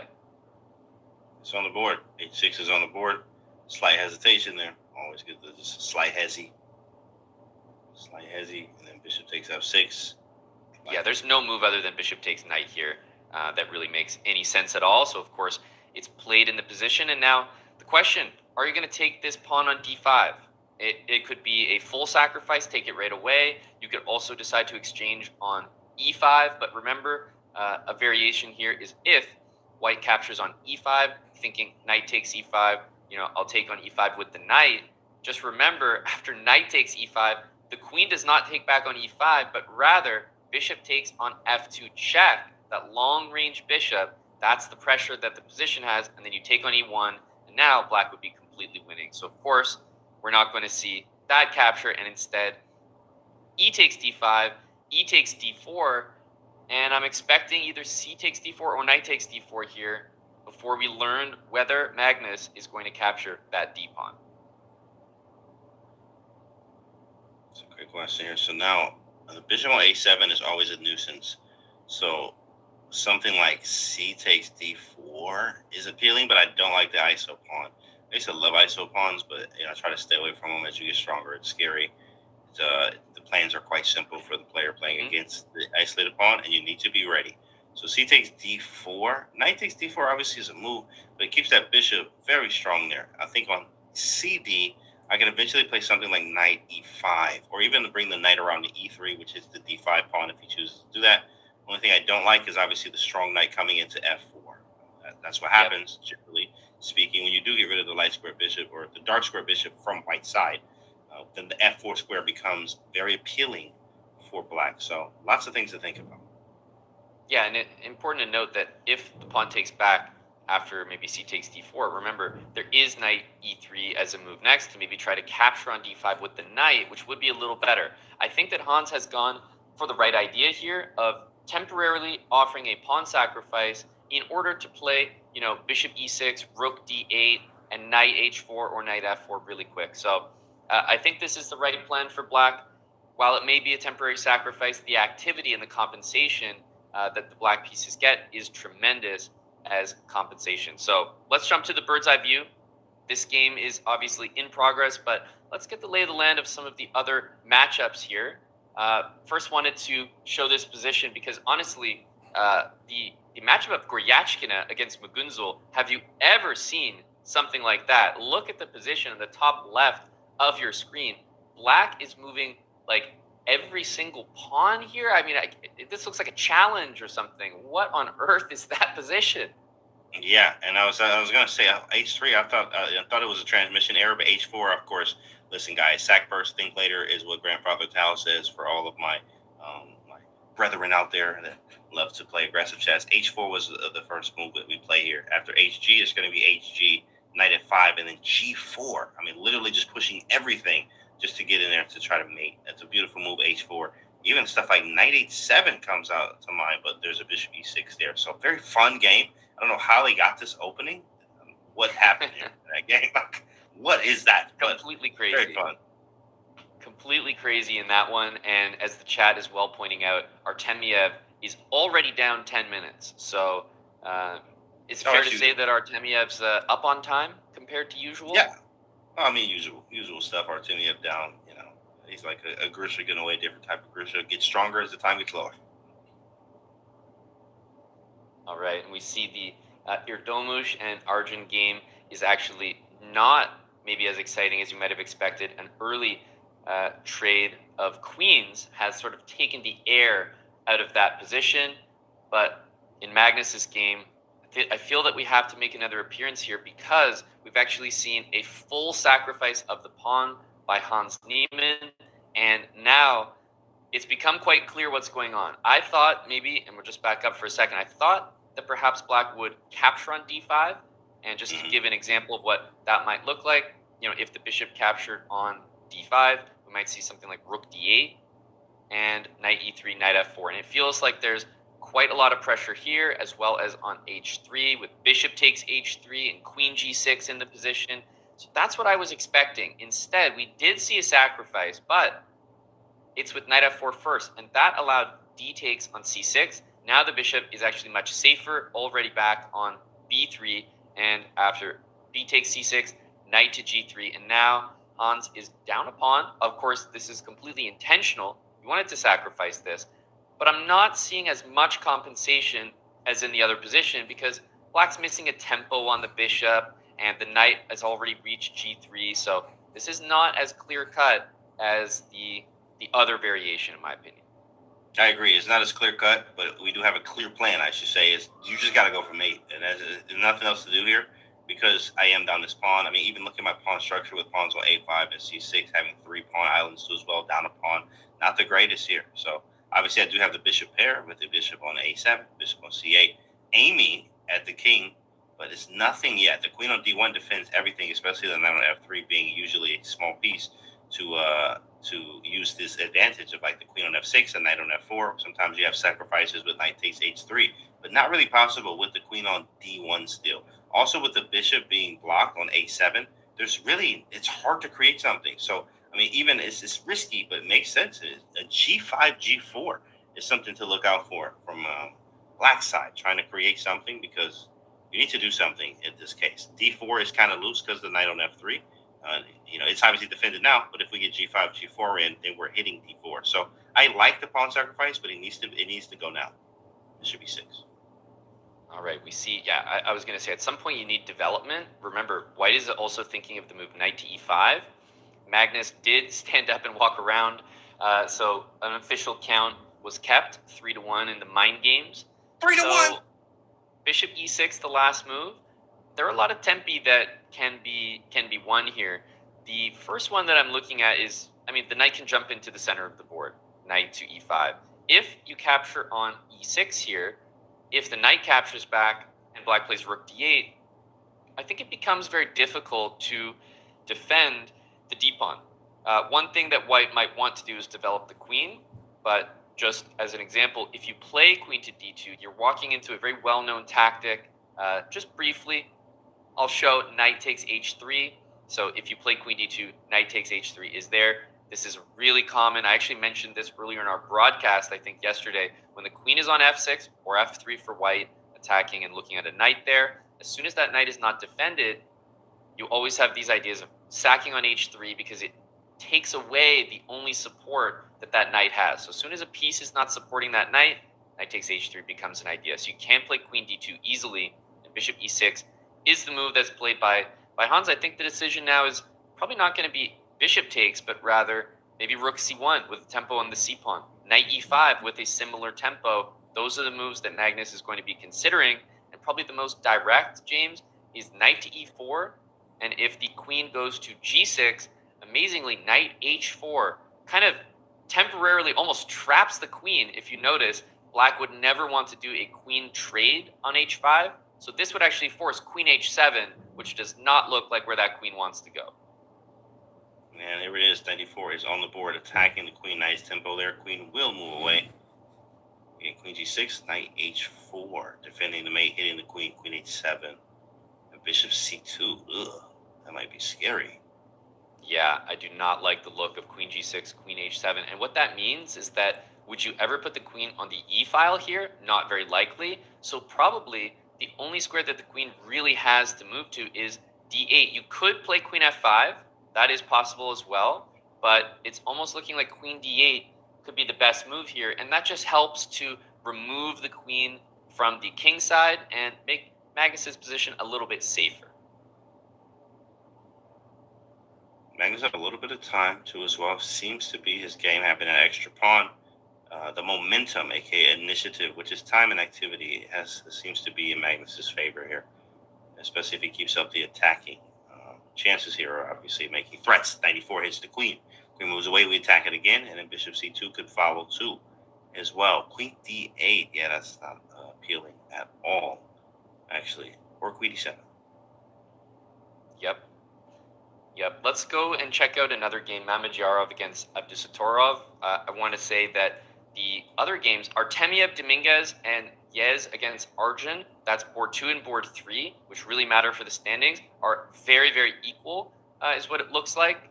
Maybe a slight edge for Yez, but nothing meaningful from what I can see. So a lot of very, very equal games. This one is yet another one. We see Mamedyarov moving up in the standings. He has a great position here with nice pressure.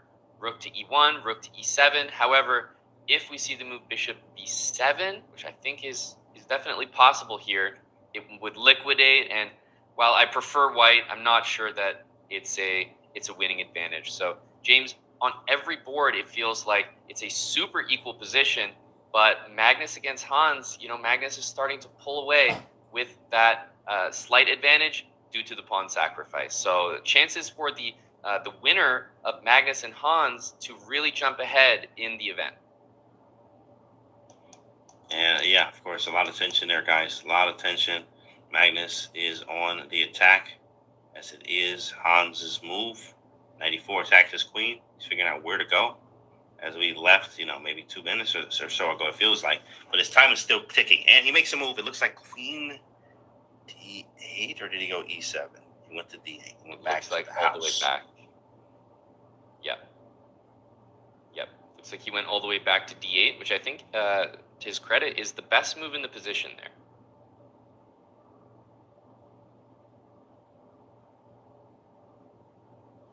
Yeah. Queen to D8 hits D4, and I think at this point, Rook C1 to me is a very tempting move because it's the only piece I haven't really developed. Queen D2 is another move that's playable now that we don't have to worry about knight takes on H3.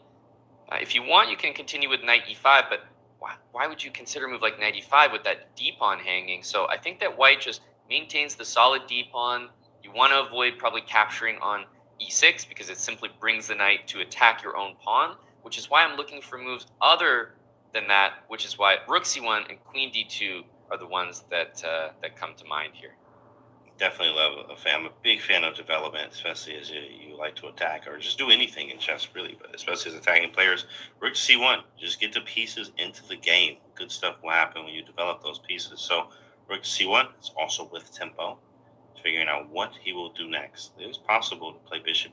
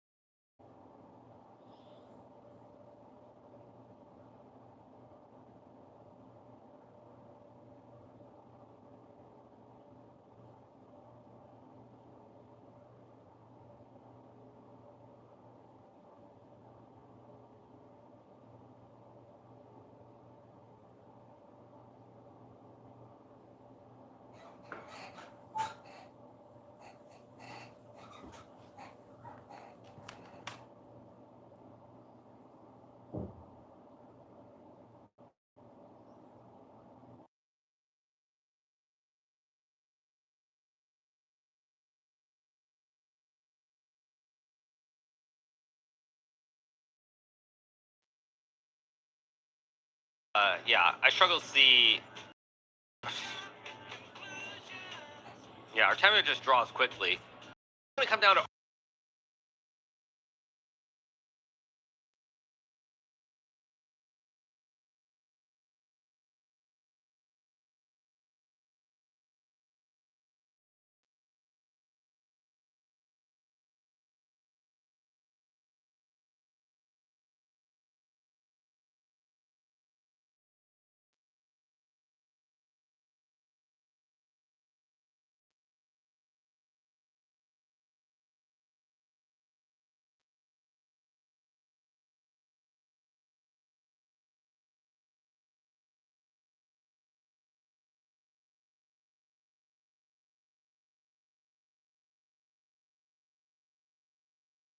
Lived here. Interesting. Like these are such active rooks. When do you ever double your rooks and then bring them that close? So definitely a strange rook lived here. But the king is very safe as the back rank is covered due to the looks for the king. King can go to g2, and now we're looking to kind of push, even if we push the b pawn, but also put 2 rooks on the 7th rank, which gives us lots of threats, lots of fun. Rook to b8, stopping it for now. Now, this position is one where this is the definition of risk-free. King g2, h4, h5, rook d3 if needed to watch over that b pawn. This is a position that Magnus can make the slow, improving moves, and Hans has that time, approaching a minute, getting lower and lower. So while I don't see any clear path to a victory, there are a lot of useful moves for white, and black doesn't really have the luxury of making the exact same moves in his position. So I think this is, from a practical perspective, a really good position for white. And we also have to call out that Goryachkina has won her game and is currently in the sole lead with 1 round to go. Goryachkina is on a tear. Yeah, we also can remember that was the game where black had about 9 pawn moves in the first 10 moves of the game. So a very expected victory once I saw that position. And Goryachkina won a couple games in a row going into that final round, setting herself up to become the women's world rapid champion, pending a good final round result. Very, very careful pushing your pawns up, guys. So many times. That was a tough game for her opponent, but congratulations. Goryachkina is in a good spot here, but has to keep up the pace. Speaking of pace here, Hans needs to do the same if he wants to stay in this game. Down time, down to seconds. He's definitely getting outplayed little by little here. Rook b8, queen e4 has been played, and that is definitely the best move in the position. Now, Magnus has a very tempting option here, which is, let's just say, to trade everything. Now, the 1 pawn out here is going to provide great winning chances, and the reason that I suggest just trading everything is because the white rook is not in front of the pawn. The white rook will actually be beside the pawn, and what happens is you're able to bring your king over because the rook supports the pawn laterally. So I do think that some form of rook takes f8 and king f3 with rook back to d3 is going to be very, very difficult. From a practical perspective, I think the winning chances in this rook endgame are very high. You just have a clear plan as we see it happening now. You bring the king up. Slight grimace on Hans's face here, understanding I need to stay around this pawn. As they say, what is it, my system? Aaron Nimzovich, like keep the pass pawn under lock and key, rook to b4, right in front of the b pawn now, trying to take it. Of course, as you mentioned, rook takes f8, rook back to d3, bring the king around via c3. You just got a game, and now with seconds too, you having to defend this. Maybe we can. What do you think, chat? We calling this a Magnus win, up a pawn, easy, right? It's obviously playing for two positions. I think it is. Magnus win. I really think it is. The rook cuts the king off. Take note of that. Yes. So the king cannot cross. Meanwhile, the white king can walk over. If there's a mechanism to try to draw here, Hans also has to find it with 20 seconds on his clock. It really feels like white's plan is clear cut. There's no crossing the d file. The king and the pawn are just going to sort of march up the board here. Yeah, and actually, as you mentioned here, the rook is cutting off the king from any type of way of getting into this action of the pass pawn, pass b pawn. king c3, king c4 type ideas. You can even try to zigzag and shoulder. And yeah, there's a And check. just to show or to mention what Hans is trying to do in defense, he's saying that when the king joins the pawn, I'll give you a check. And if you try to walk up the board, I'll keep checking you. If the king goes to b2, then I'll play rook b8, and you can't push the pawn without your king beside it. And that's why Magnus has played rook d4. Now we're going to see b4, and then the king's going to inch up the board. And it feels like a pattern that you can pretty comfortably repeat all the way up the board. Meanwhile, on the king's side, first of all, the rook is nowhere near the pawns in order to attack them, but the principle of only defending one pawn comes in. And if white plays, for example, f4, h4, all you then need to do is defend the g-pawn once with the rook, and you're completely safe on that side of the board from any king invasion or any rook attacks. Yeah, that's good. As you see here, this game was all from an end game, where we got the pawn. We got that extra pawn, grind everything down, go to an end game, win theoretically one end game at this point. So, very good choice. It was nothing more than a masterpiece from Magnus here, as we got that extra pawn, and now we're looking to convert, which seems to be quite easy with the plan that we have. It does take some time, and also Hans is down time. And Mamedyarov has won against Nodirbek, a very notable result that just came in. Wesley So has also beat Ray Robson. So some results are starting to come in on the top boards, but obviously we're fixated on the top board, Magnus Carlsen against Hans, although it appears that we are now seeing a full conversion here and a totally winning endgame now. So the hard part now is obviously still advancing. How do we get this b5 up without being checked? That's the next move. So repeat the process. It's hard to get this pawn to b5 now. King c4, there's check. King b5 check. King there check. He just checks me. Wait. There's this idea, right, with the rook defending the pawn, that we zigzag the king up via checks and then come back to like an a6 or b6 and then push b5. It's like a weird, Dvoretzky page a 194, something different in here. It's something. Yeah, the reality, the rook can go to f4 comfortably. It's going to tie the king down. And now what Magnus is going to do is bring the king up all the way, because this pawn's defended, There's no weaknesses, no targets for Hans with the king or the rook. So the king should zigzag all the way up, and you're starting to see the posture. Magnus is feeling very confident here. He knows the technique. Once the king goes up and the pawn joins, it should be a completely winning endgame, because you then use that rook to build what we call a bridge. And so perhaps we'll see the attempt of rook f3, but I don't believe it's going to be enough. Very nice play here. Walking the king up. Pushing the pawn.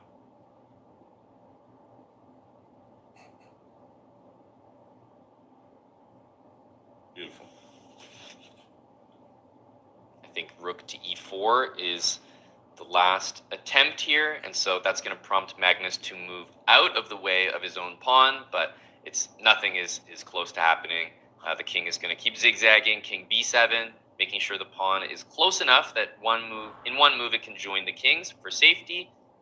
Once the pawn gets to b6, you'll see the exact same idea. The king will move out, and then over to b8, the pawn will reach b7. We repeat that pattern all the way up the board. There's absolutely no targets, and then the white rook is looking to shift, for example, to a4 to shield the white king on the a file, and then the pawn will make it all the way up the board.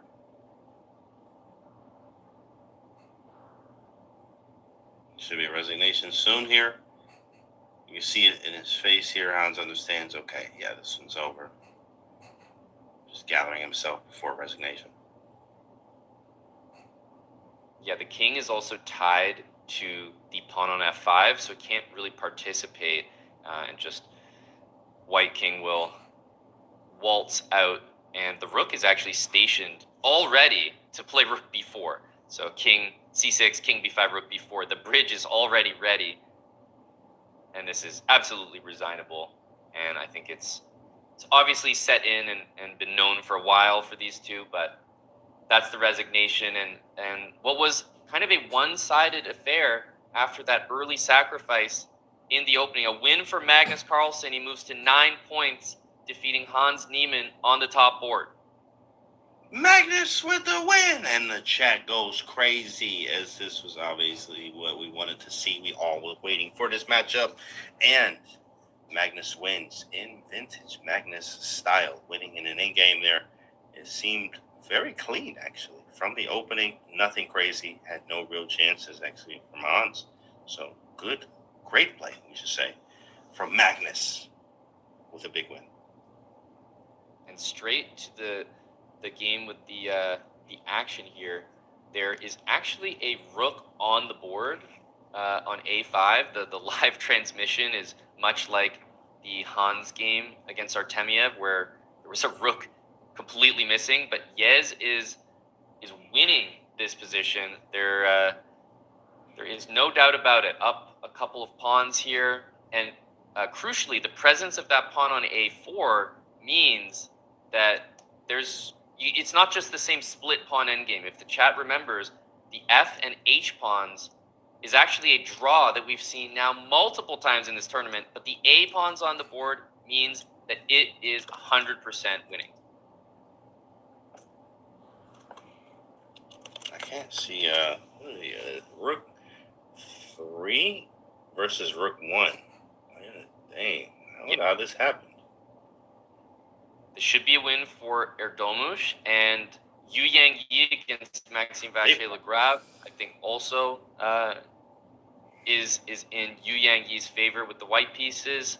So some results about to trickle in on these top boards, but this is the most critical game that's in progress at the moment.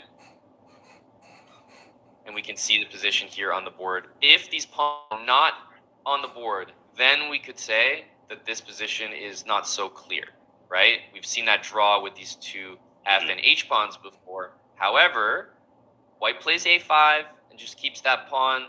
It feels like you can play rook D7, advance these pawns, and eventually earn a victory because you can sacrifice the A pawn, and black doesn't have time to capture it because of the danger of the F and H pawns.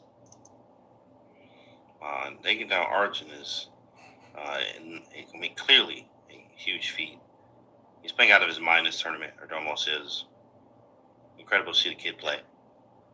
And you cannot use the same drawing technique against these two pawns with these pawns here. It's just not possible because the presence of those pawns means white can abandon certain ideas and then capture the A pawn. So this should be a win. Look at this move, inviting rook C5. You might think it's a blunder with the fork and losing the A pawn, but in comes F5. You've got H7 and rook D7 coming next. This is 100% over. Probably only a couple more moves needed to get the final result in. H7 forces king G7, and then after rook D7, king H8, king G6, I think we have a forced checkmate on the board. So let's see the final moments here. This game is about to end. I think H7 was a more direct victory, but this is very, very easy with H7 and rook A8. Beautiful technique, and Erdomush wins against Erigaisi and is on 8.5 points in the Rapid Championship.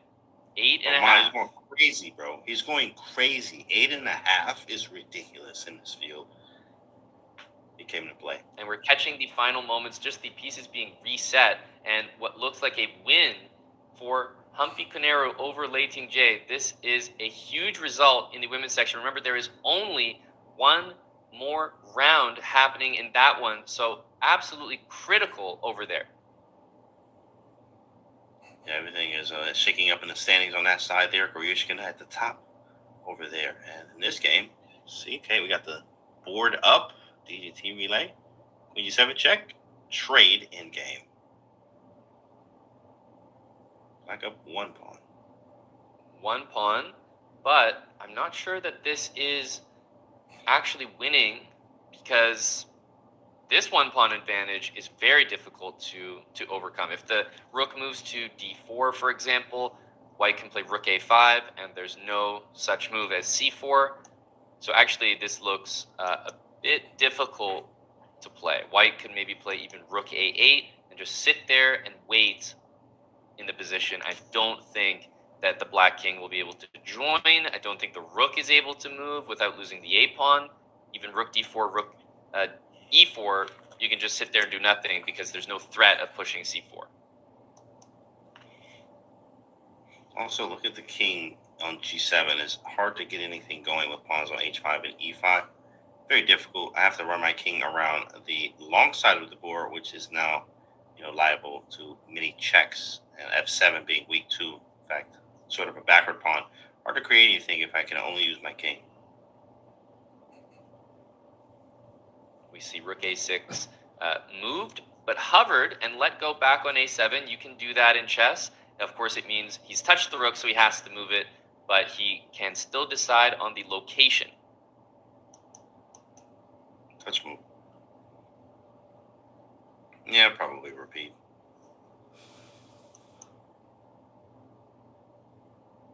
He said, repeat what? King e7 shows that he's still trying to win.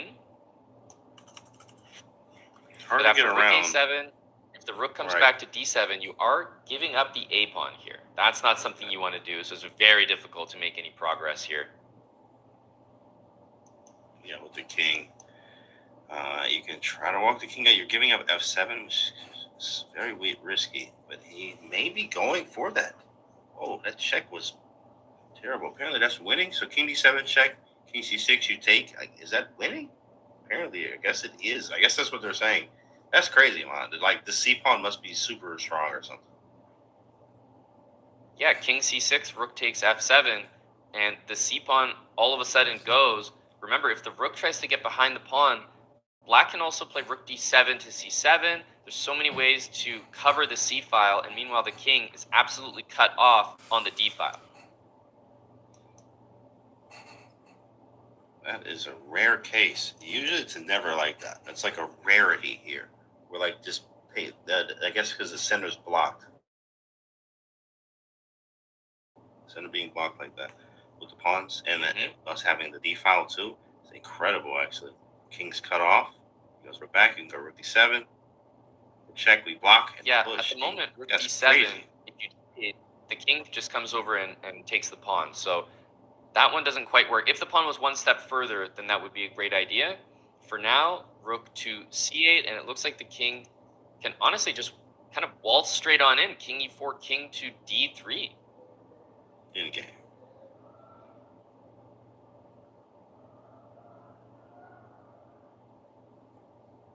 So he's looking to push there.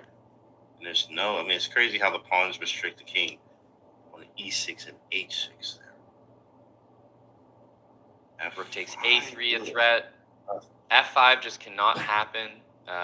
Rook Can't d4 along with many other moves are possible there. Now this is the one where I think you have to play king e4. It's the only move that makes sense.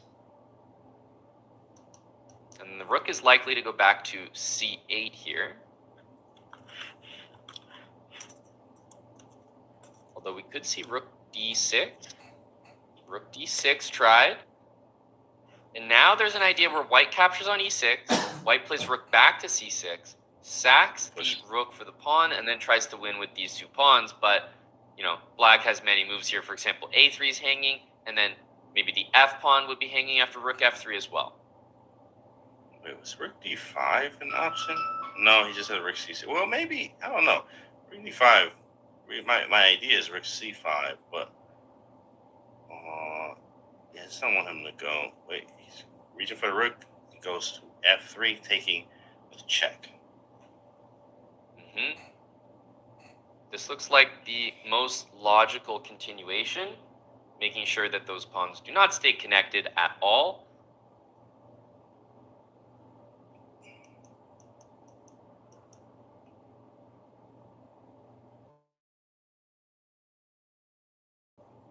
Will we take on a3 now?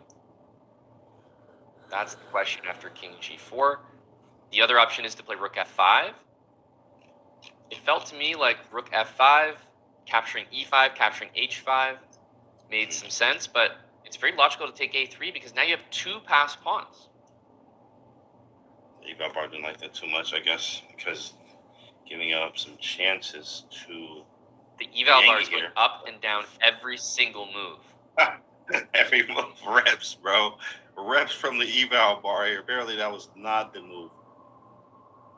I mean, H6, wow, rook two a1, passes. by the way. What? Hanging the entire Never. rook there. You hang the entire rook because of h7 and h8. You cannot stop the pawn when the rook's on a3. So rook a1 played very quickly in order to catch that pawn. But it feels like at this point, the king can join rook c7, rook a7, and try to take the a pawn. Oh, and the king is inside the box of the c pawn. That makes a lot of sense here. A lot going on. Wow, that is incredible. Nice save from you, Yankee. This is looking much more like a draw here, and Maxime Vachier-Lagrave, with only 7 points at the moment, really needed a win out of this one.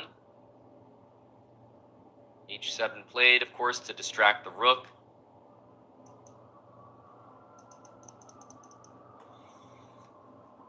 We do check first And or get one- behind the pawn. One additional wrinkle is that rook a5 and rook h5 is available there. So that changes a few things, because then white queens and has queen a8 takes on a4 in order to fully secure the draw. So rook h1 I don't believe is working, which is why we see rook g1 check first. But that allows the white king to actually make it back towards the pawn, king f3, which is very, very important. This move, I'm surprised there's no blue arrow, is 100% necessary in the position. Yeah, we had to check, stop that rook blocking idea. Then we're going to bring our rook to the h file and end up sacrificing maybe king. Oh, hesitation. 17 seconds. Got to move. It's down to less than 10 seconds. King F5. Incorrect move, king f5.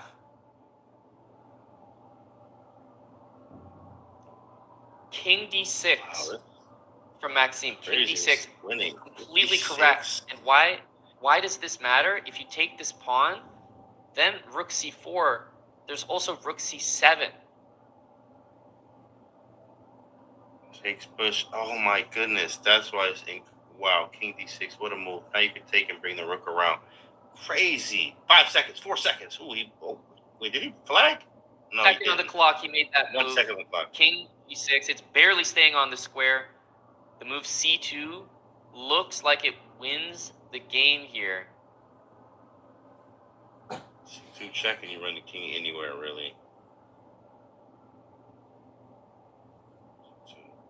A6, king c7. Rook takes queen. Check takes. Yeah. Now, it's very delicate to escape these checks here. There it is. It's on the board. King c7. King Rook c7. Making sure there's no way the rook gets behind the c-pawn. And the white rook finds itself useless to prevent the c-pawn from queening. Meanwhile, the black rook doing exactly what it needs to do. Resignation. He's about to flag here. There it is. Whoa. MBL. F3 not played by Yu Yangyi. And a really critical blunder there with king f5. Maxime Vachier-Lagrave moves to 8 points and at least keeps his contention alive, grabbing the full point there, James.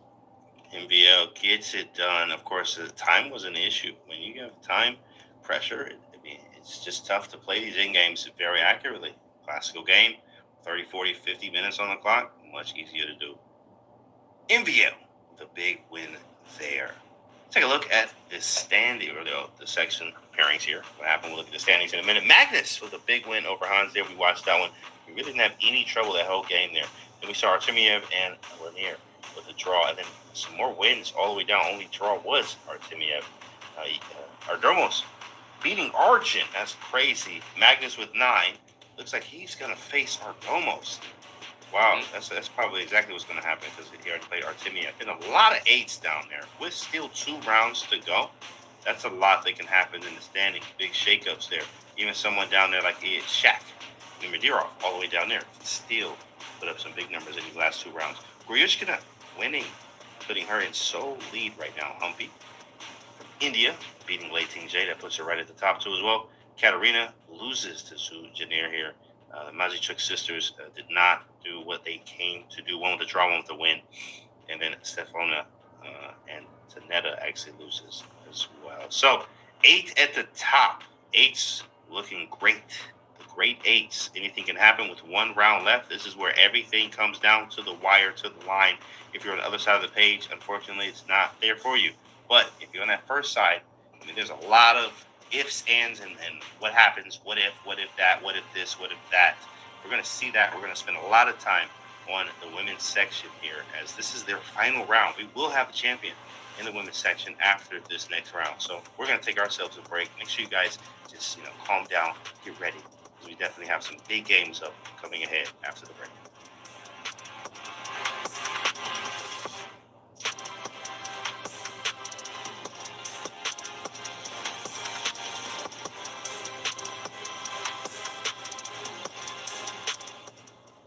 Sadly, I cannot beat anybody like this anymore. I don't use it anymore. Nobody's going to fall into it.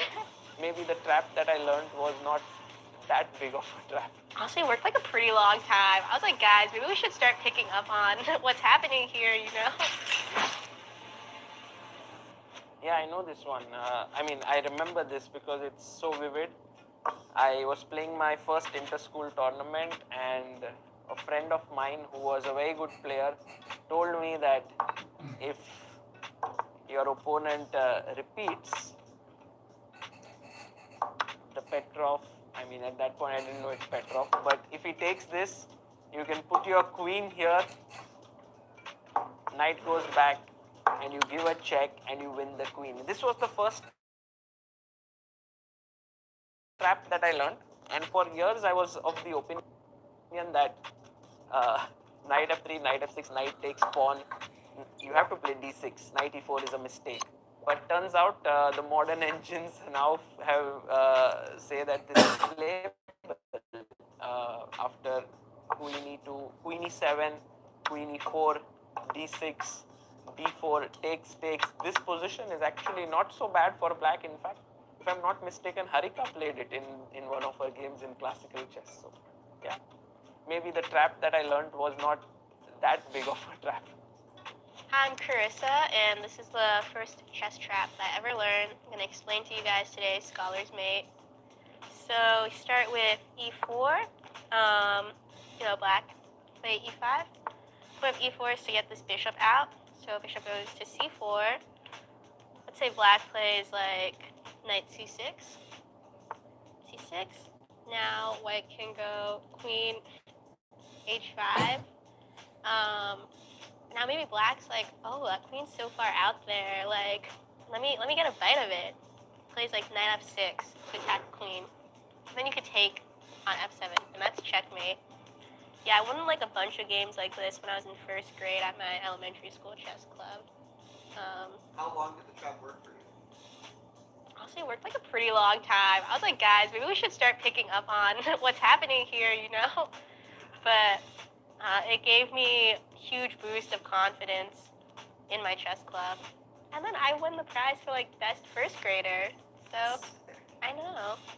What was the best prize that you ever won doing Scholars Meet? Have you ever Scholars Meeted someone to win the tournament?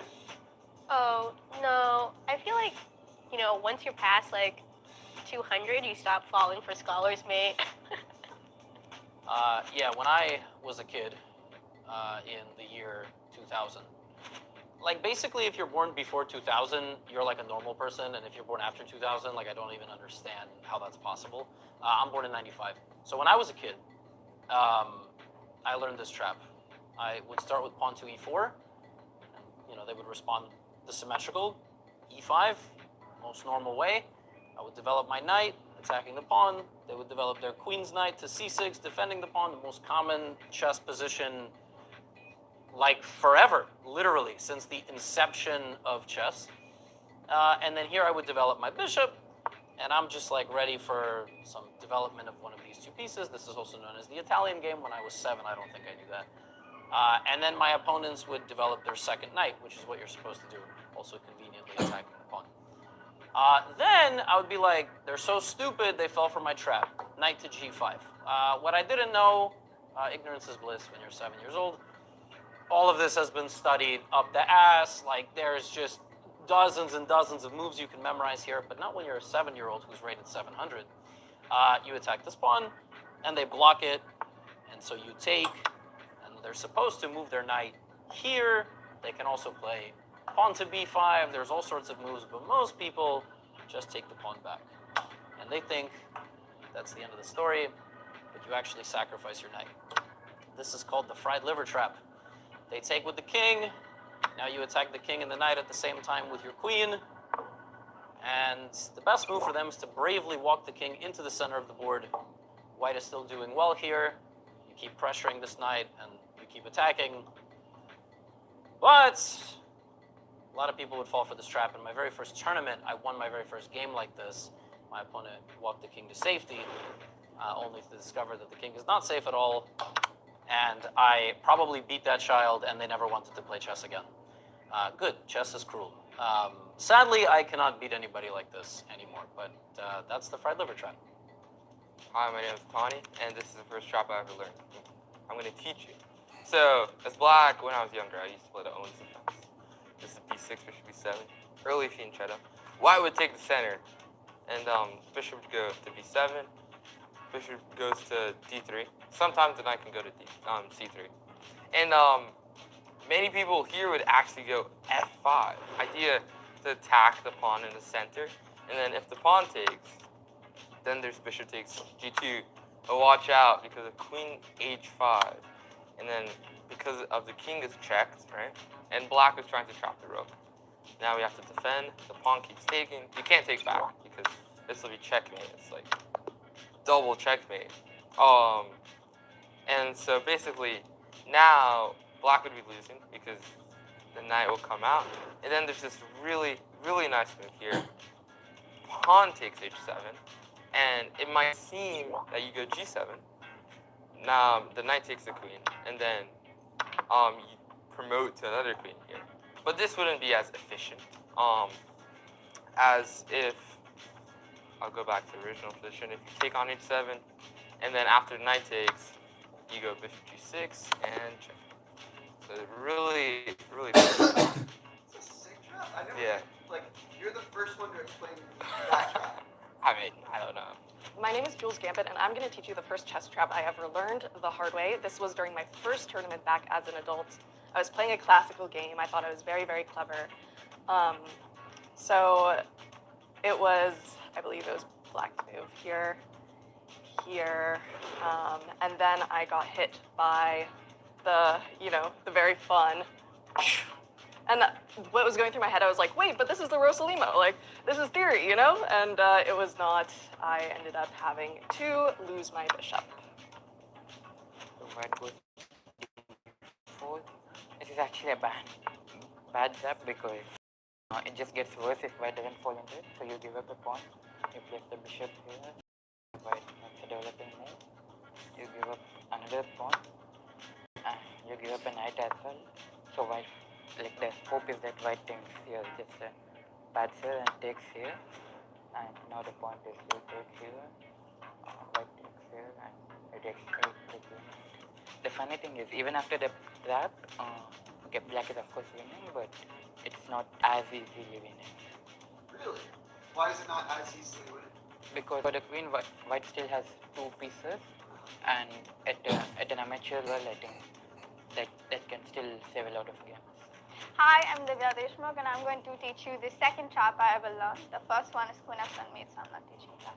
So it goes with e4, c5, d4, c4, c3. You take, I think, yeah, knight c3, knight c6, knight f3, d6, bishop c4, knight f6, 5, knight e5, takes. I've won like a million games with this. And now you take bishop f7. This is the trap. So king f7 and queen d8. Queen up. I don't use it anymore. Nobody's going to fall into it.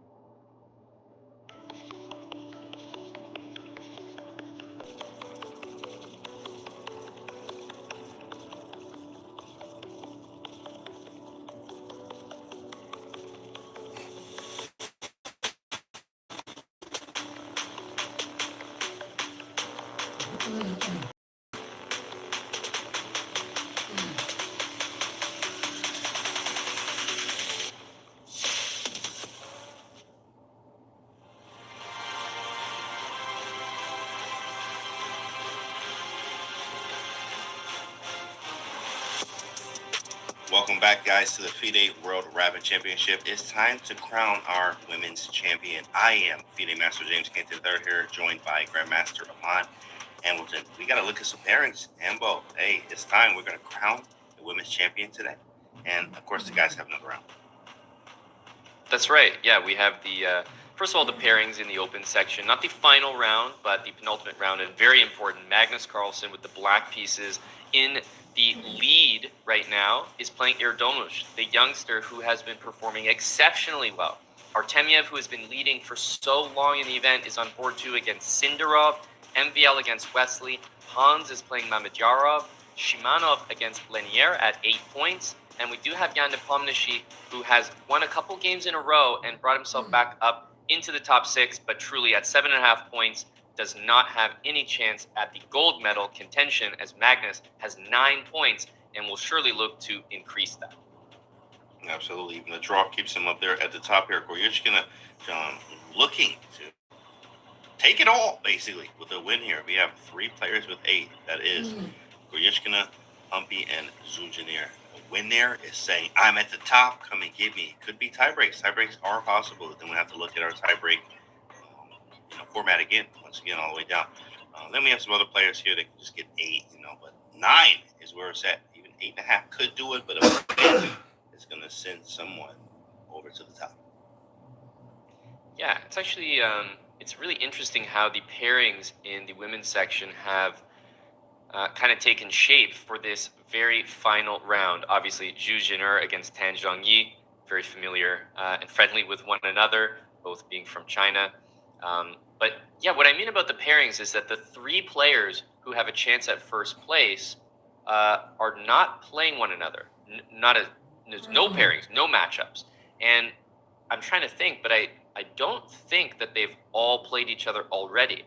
So it's a bit of a unique situation. You'd almost always expect them to play one another. So I'm just not sure. Have they all played one another, or is this just a funky last round pairing?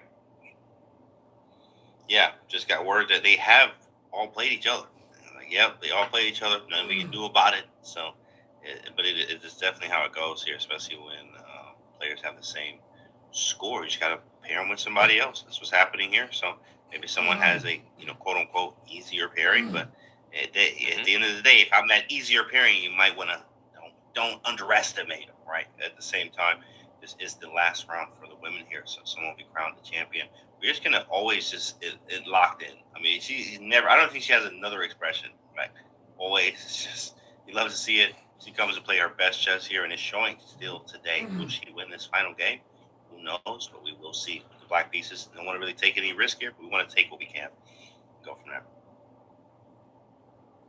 Yeah. Also, want to mention that Atalik on the screen right here on the left side. Atalik is actually also, much as I was talking about Lenier in the open section, also one of the older participants in the event. So a really, really strong performance to end the event on the top board. And even though we've been talking about 3 of the ladies that have a chance to win the event as they are leading with 8 points, obviously because of this unique situation where all of the players with 8 points are playing players that have 7.5 points, it means technically, James, they can all lose. And if they all lose, it's possible for some of the underdogs in these pairings to actually win and then put themselves in that first place position. So it truly is a situation where there are 6 players that are truly in contention for first place in the event. It's like a situation where literally anything can happen.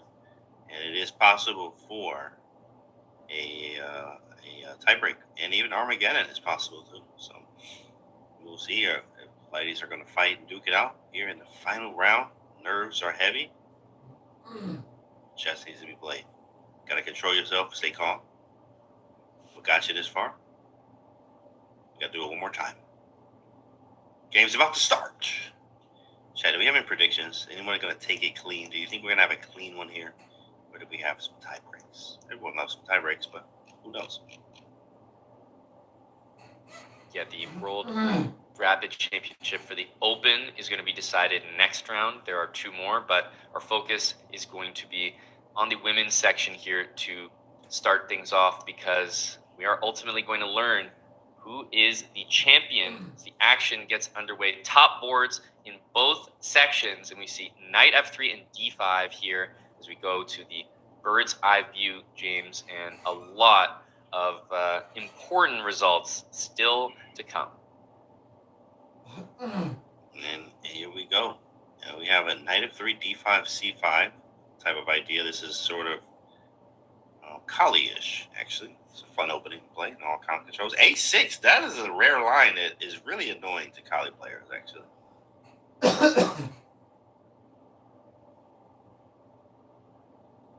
Yeah, we're just getting up with standard development, knight to c6. Sometimes you even go f6 and e5 to shut down that bishop to see what line she actually chooses. And we still have the Magnus game up at the lower left too as well to see. Got a classic Roy Lopez. Yeah, we have all of the matchups underway, notably bottom middle of our screen. MVL against Wesley So has gone into that Berlin endgame, which we know is we're not going very, over there. very drawish. Yeah, we're not going over there. Don't even like that game. Also, Shimanov Dominguez. What about that one, James? Does the exchange Slav interest you? You know what? Let me think about that. It's going to be a hard no. So James is vetoing the exchange Slav of Shimanov Dominguez, vetoing the Berlin endgame of NBL and Wesley So. And what else do we have here? Yeah, those games we won't go look at all unless there's a win. Other than that, yeah, Neiman Shaq there, okay. Zhu and Tan. A lot of pieces developed in that game already. One of the things that's worth noting about the women's section is that because none of the leaders are playing each other, what we actually have is a situation where you start to actually pay attention to the pairings, and some of them are more favorable than others, right? Tan Zhongyi is by far the toughest pairing for Zhu Jin'er, right? Zhu Jin'er is one of the leaders, but Tan Zhongyi, 2,500, significantly higher rated than the 2,300 Sabitha or Atalik on boards 2 and 1, respectively. So definitely a situation where I think that Zhu Jin'er kind of got the, you could say the short end of the stick a little bit on this pairing, but obviously you just got to take whatever pairing shows up in front of you. And of course, Zhu is much earned playing Tan Zhongyi too as well, because Zhu's just been tearing through the field. I mean, she didn't lose a game. Just incredible play, going off at the top of the leaderboard for a long time, and now she's playing Tan Zhongyi. So well deserved in a way. You're like, oh, you're winning. You know what? Give them the best you got. It's kind of the thing here, and yeah, it's a compliment in a way, but also you do have to fight like you've never fought before here in the final round to really try to take this thing. All right. Well, let's focus on the women's section right here.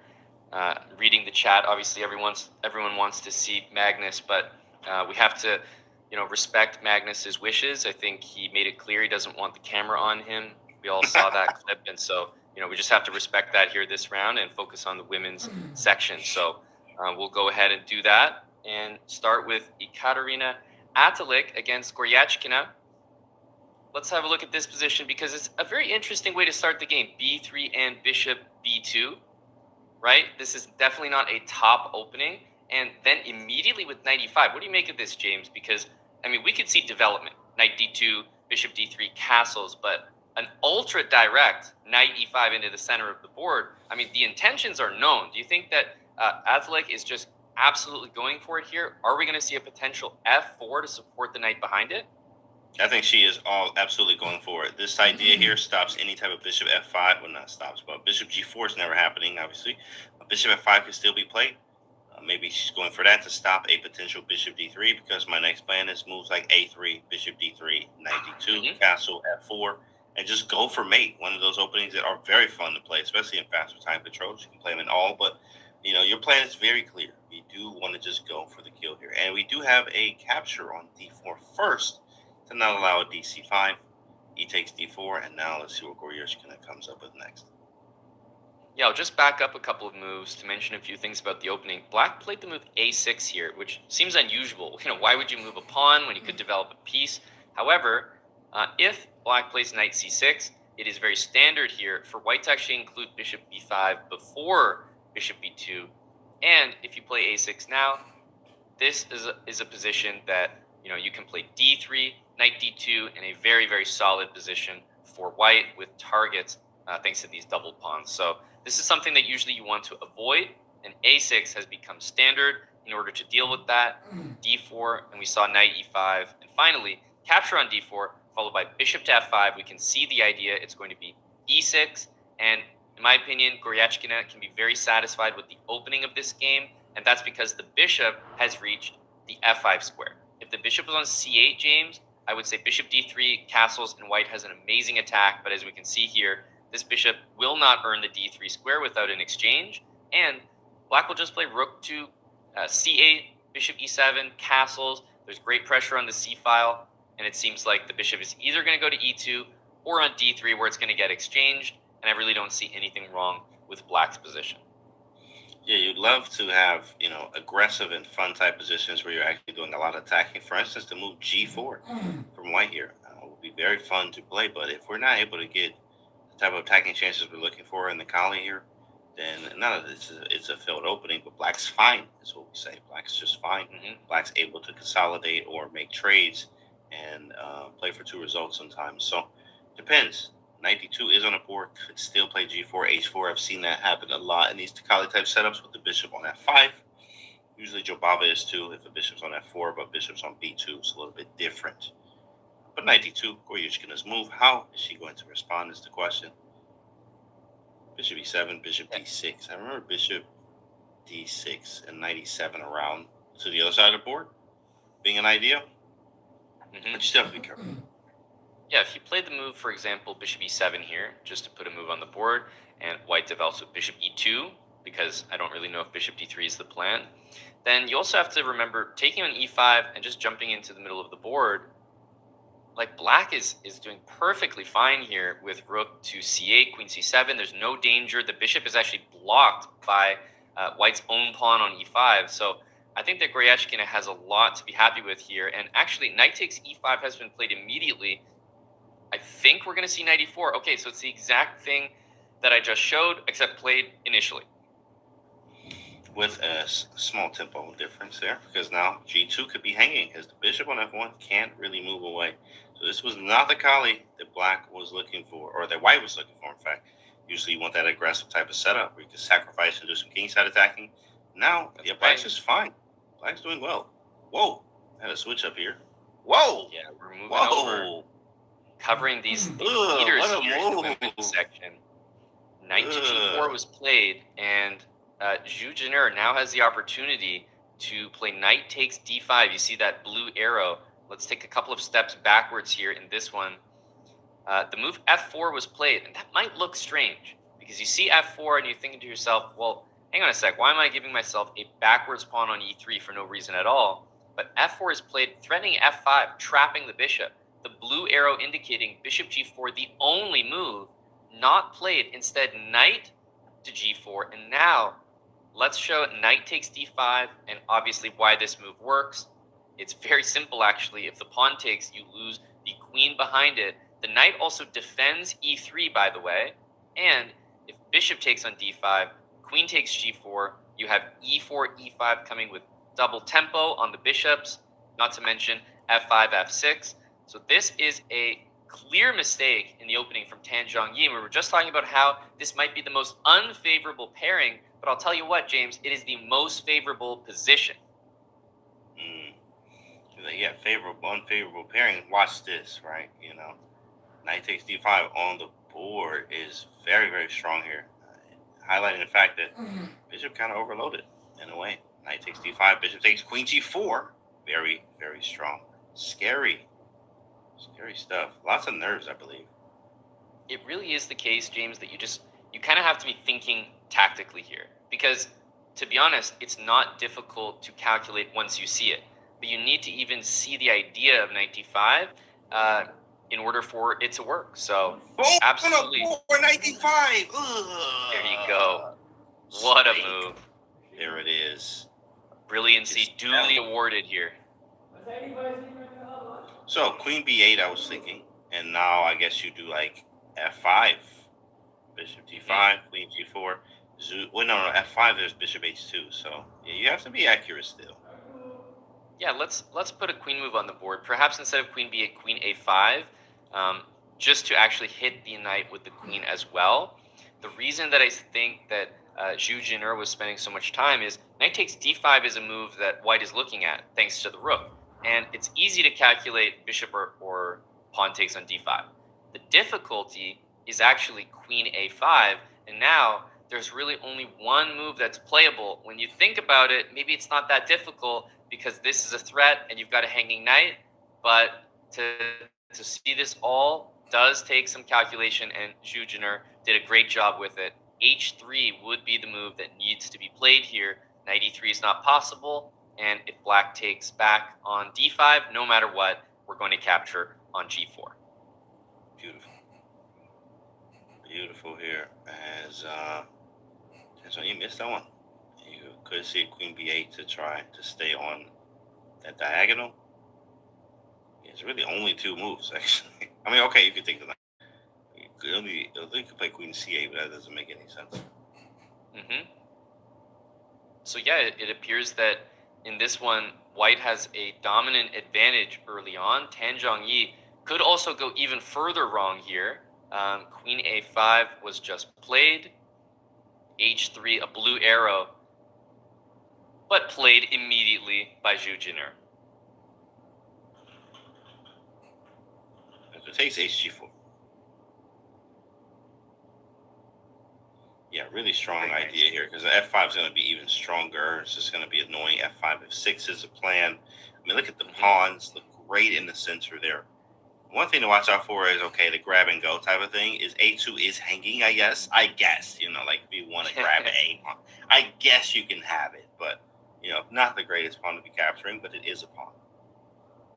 Maybe let's take a look at the bird's eye view, which will also let us keep an eye on what's happened in the open section. And I mentioned that because we have some results. This is very common. In case you're new to following chess tournaments, near the end of the tournament, a draw, especially a quick draw, is very common in those last rounds. Especially you'll see players with the black pieces a bit more willing, maybe knowing that in the final round they will hopefully get the white pieces. So the players are looking to secure prize money, placement, and not assuming too much risk. So draws become increasingly popular. And look at this. We didn't want to take a look at Maxime versus Wesley in that Berlin endgame. Canty said no. We didn't want to look at that game between Shimanov and Lenier Dominguez Perez in the exchange Slav. Canty said no. They're already drawn. Already drawn. I was like, yo, bro, let's just go get some. We done. You know what I mean, right? He knew it was coming. So the opening choices, super quick draws all around. But big games in Griechiana and, of course, Carlsen, Nerdomos. Yeah, that game is very much in progress. Magnus still fighting. And, of course, Erdomus is also enjoying the white pieces, right? So he's not necessarily too interested in just going for a draw. Artemiev and Sindarov also drew their game. So really, because of all these draws here, we're starting to get in a situation where Magnus winning here puts him in a very, very good spot, right? He would be, I think, now officially 1 point clear of the entire field if he wins this game, which all but guarantees that he would become the world rapid champion. So Magnus has a lot of information knowing that these games have completed around him, and that changes things going forward. I think Magnus understands that too as well. He wants to play his best game here. Playing with the black pieces, focus, look for any inaccuracy that we can try to exploit. But you are playing a kid that is very strong, getting better, and also playing fearlessly. He's made it all the way here to play on board one against Magnus here. He's playing incredible chess, and you cannot underestimate the kid's game. He's playing really, really good chess today, but Magnus is like, I'm not gonna just give it up so easy. And I have my own chances too as well. You're gonna have to be precise. You're gonna have to, win all three format series. And the opening, middle game, in game, you're gonna have to beat me everywhere, and on clock too as well. Bishop a6. We're looking for a slight trade there, weakening of the e4 pawn as well. Yeah, indeed. This looks like there's really only. Let's jump over to the Magnus game in the open section just briefly to take a look. It's really the only one of the only top games that's still going, other than Hans Niemann. Bishop a6, you mentioned, was just played. These guys are still fighting here. Not every game has ended in just an immediate draw, and I think that just looking at the position here, nothing decisive, but I do feel that when Black's playing moves like Bishop a6 and the Rook is taking back, for sure Black is not. Black just can't be better. Rook to b1 is happening. The quality of the pieces for White is definitely marginally better than the ones in Black's position.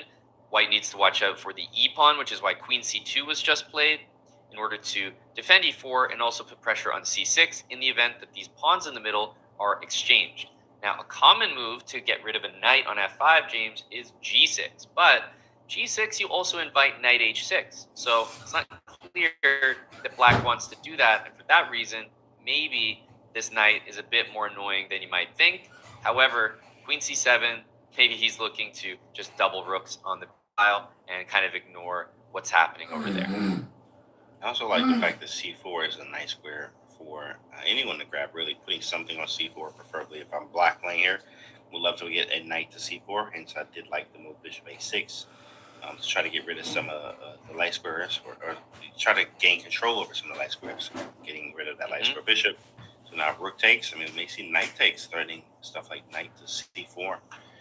It's a very strong knight there on the c4 square, so we'll see. Yeah, important to fight for that square there. And remember, as you start to potentially recapture on b1, then your e-pawn hangs. So you need to be careful here as White not to rely too much on rook takes b1, for example, and much more important to just exchange first.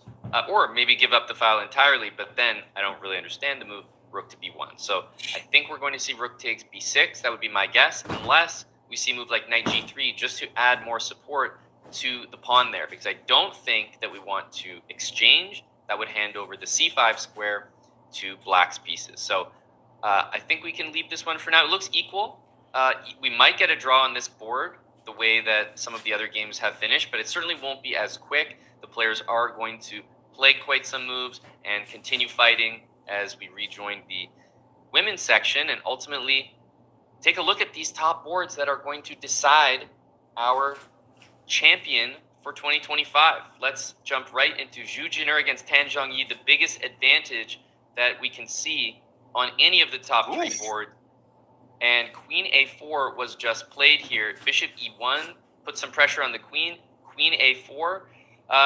My first thought here is, does bishop c2 just win a lot of material? I'm wondering if this queen has enough squares, right? Queen d7 loses the bishop.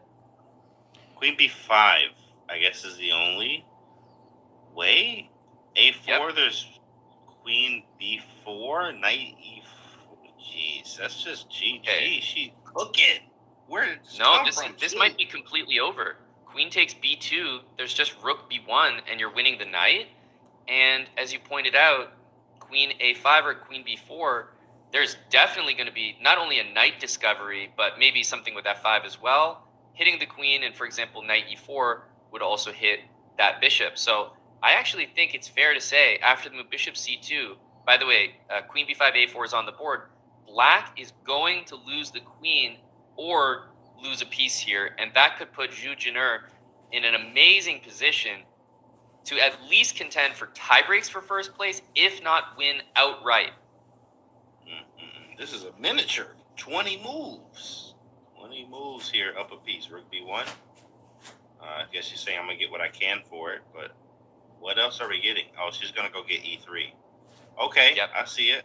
She's going to go get e3. But wait, can you even do it? Yeah, I guess you can. I was trying to go rook b3 and be a little greedy here, but rook b1, queen c3 is the move. Let's put that line on the board. Rook b1, queen c3.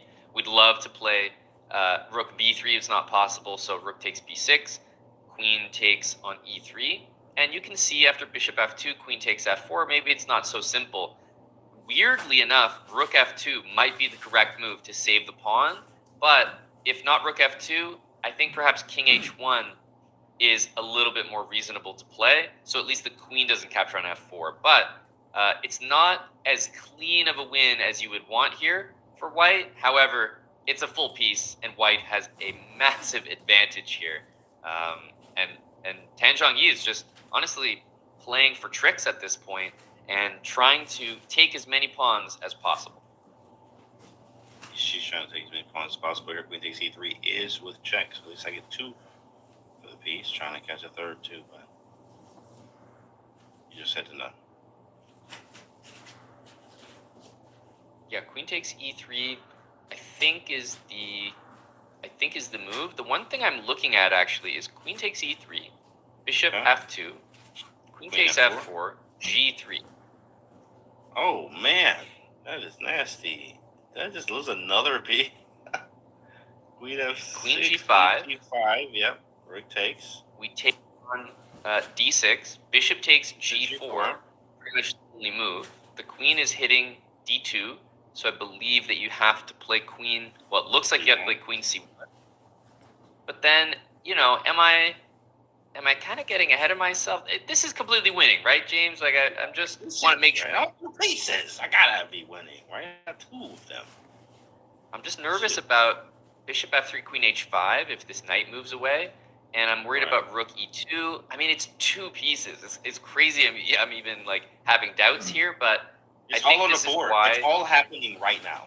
It's all happening. Okay, it's on the board. What a wild position here. Initially, I thought bishop f2 was no good because of queen f4. You're losing all your pawns, but g3 makes you think, how is black not completely and 100% dead lost? Yeah, you gotta try that queen g5 idea. Bishop takes g4. She's going for it. It's all happening. Queen g5, rook takes d6, bishop g4, queen c1. There are some slight chances for black still, some scary stuff. Mm-hmm. For instance, a rook c8 being a move, but it should be just okay for white. I guess we're kind of tangled up. Like, I get it. We are kind of tangled after queen c1 without giving some material back. And just to give the full context to everyone watching, the reason this is so critical is because paying attention to the other 2 games between Savita and Hampi Koneru, as well as Atalik and Goryachkina, you can see, first of all, the evaluation is not in Hampi's favor at all. Even white is slightly better, and Hampi has less than 4 minutes on the clock. Goryachkina in a fairly equal position, also down on the clock. It will be very tough for Goryachkina and Hampi to win with the black pieces from those positions. And Zhu Jin'er, up against the toughest opposition, has the white pieces and is up 2 pieces at the moment. So this truly could be the difference and why Zhu Jin'er is on her way to becoming the women's world rapid champion. Yeah, that's crazy. I mean, she just absolutely started demolishing in this game here. Got 1 piece, got a second. Now she's looking to convert.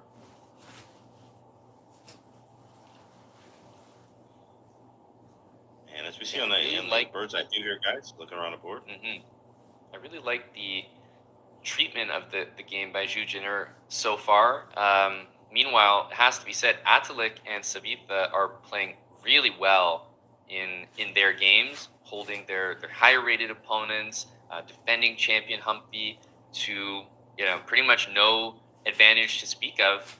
Magnus, I'm not saying he's taking control of that game, but I do think the position is definitely in his favor. He's also got a maneuvering position against a younger opponent, which is probably the best place to be rather than an ultra tactical position where you feel that the younger players might even have the edge. So all about balance there with those. Balance with the time, balance with who you're playing, balance with what you're comfortable with. Too, as well. Games are heating up though. So waiting for a move here. She's thinking about queen c1. I guess maybe even knight f3. Weirdly enough, and then moving the bishop out of the way to defend. Thinking of a few things. That's right. Hans against Mamedyarov is also in progress. It looks to be quite equal, but my tendency is to prefer the position, honestly, that Hans has, just because the c6 and h5 pawns are a little bit weak, and we can maneuver with knight f4 and knight d3. So, yeah, I feel that Hans is in a pretty good spot, maybe despite the evaluation, not thinking it's too much, as well as Magnus in a very good position to certainly not lose the game. And if he wins, I think that might not 100% on the spot make him the World Rapid Champion, but give him incredible chances, because he would be a full point ahead of the entire field. And I'm looking at the position of Humpy Conero in the women's. Maybe we can jump there for just a second. She needs to come away with a victory here, honestly, because it looks like Zhu Jin'er is going to manage exactly that. This is the final round for the women's section. There is still one more to play in the open.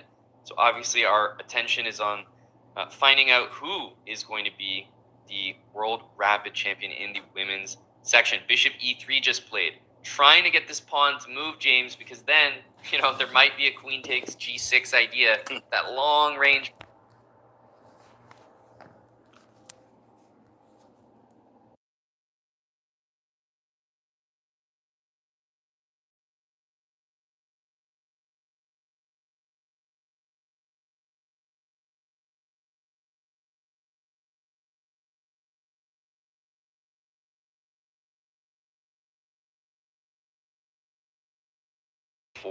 And then b3 to really lock that bishop out of the game. Rook to c1 played. And I do think that Humpy is slowly taking control of this position. I do like the move c4. Maybe we could take here first, play c4, try to lock that bishop out. And I heard that Zhu is low on time, reading chat. So Zhu is burning clock. Yeah, this position, it feels like Humpy has maybe some chances later on in the game, but for now, relatively equal. And Humpy is the one with low time. Goryachkina, also not much to speak of there, lower on time with an equal position. So Zhu Jin'er against Tan Zhongyi is really this is the place to be, because there needs to be a decision. I'll say that rook takes d5 here, James, can be considered. I don't think it's the best move. This would be the outcome of that variation. Rook c5, bishop takes. It's opposite bishops, and white only has 2 pawns on the board. Now you really start to doubt yourself playing for a win in this position. Black has how many? 3 pawns plus opposite bishops? I don't know. I don't know how I feel about that. So it's definitely a consideration, along with queen c1 that we were talking about, and knight f3 is certainly playable, but hang on, there's queen to h5, and this is why you have to be so careful in this position. King g2, queen h3, and back to h5 would be a draw by repetition. Yeah, and that's what she does not want. Rook d5, is that on the board? That's on the board. Okay, That's on rook the d5, board. yes. Yeah, that queen c1 line was just hard to untangle. Even though you're keeping the piece, it's just very hard to untangle. I don't really have the best squares for pieces yet. This is all completely forcing. I mean, rook c5 makes the most sense. Rook a5 guards a4, but clearly rook a5 is not the best place for that rook, right? Yeah, for sure. Rook c5, yeah, all played out. Bishop takes a4, and then rook to c7, or pushing or moving the knight. We got the 2 rooks too as well. 2 rooks versus 2 rooks. That was just made. With low time on the clock, Zhu Jin'er decided to liquidate pieces off the board, and I believe that was probably the smart decision. You have to feel that white cannot reasonably lose this game, and so you'd rather be in a spot where if you make a draw, it's okay, right? You still have a chance to contend for the title in tie breaks, and if you win, you could win it outright. The position where the queen goes to c1, your king is in danger, genuinely a really tough position to calculate. So that's why I don't mind this decision, especially with low time on the clock. Yeah, it's about being practical and staying practical.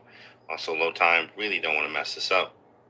Everything's on the line right now. We also have this passed D pawn, which is incredible. Nice to use. We're not down in exchange or anything. Have both rooks. A knight, a bishop.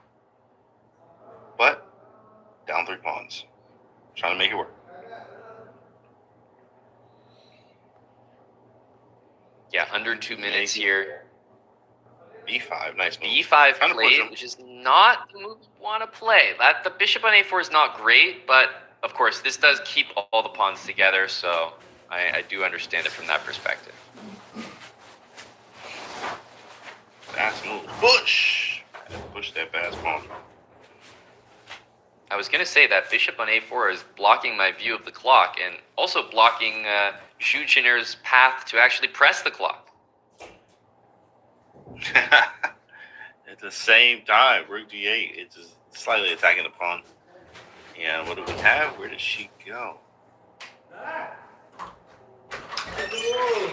Knight to f3. We are watching the advantage grow little by little. Knight d4, knight c6 is the idea. Get that piece in. There's no way to attack this d pawn just yet. So I'm sure that knight d4 is the intention. If you lose that d pawn, your winning chances really disappear. So you have to be very careful as white not to.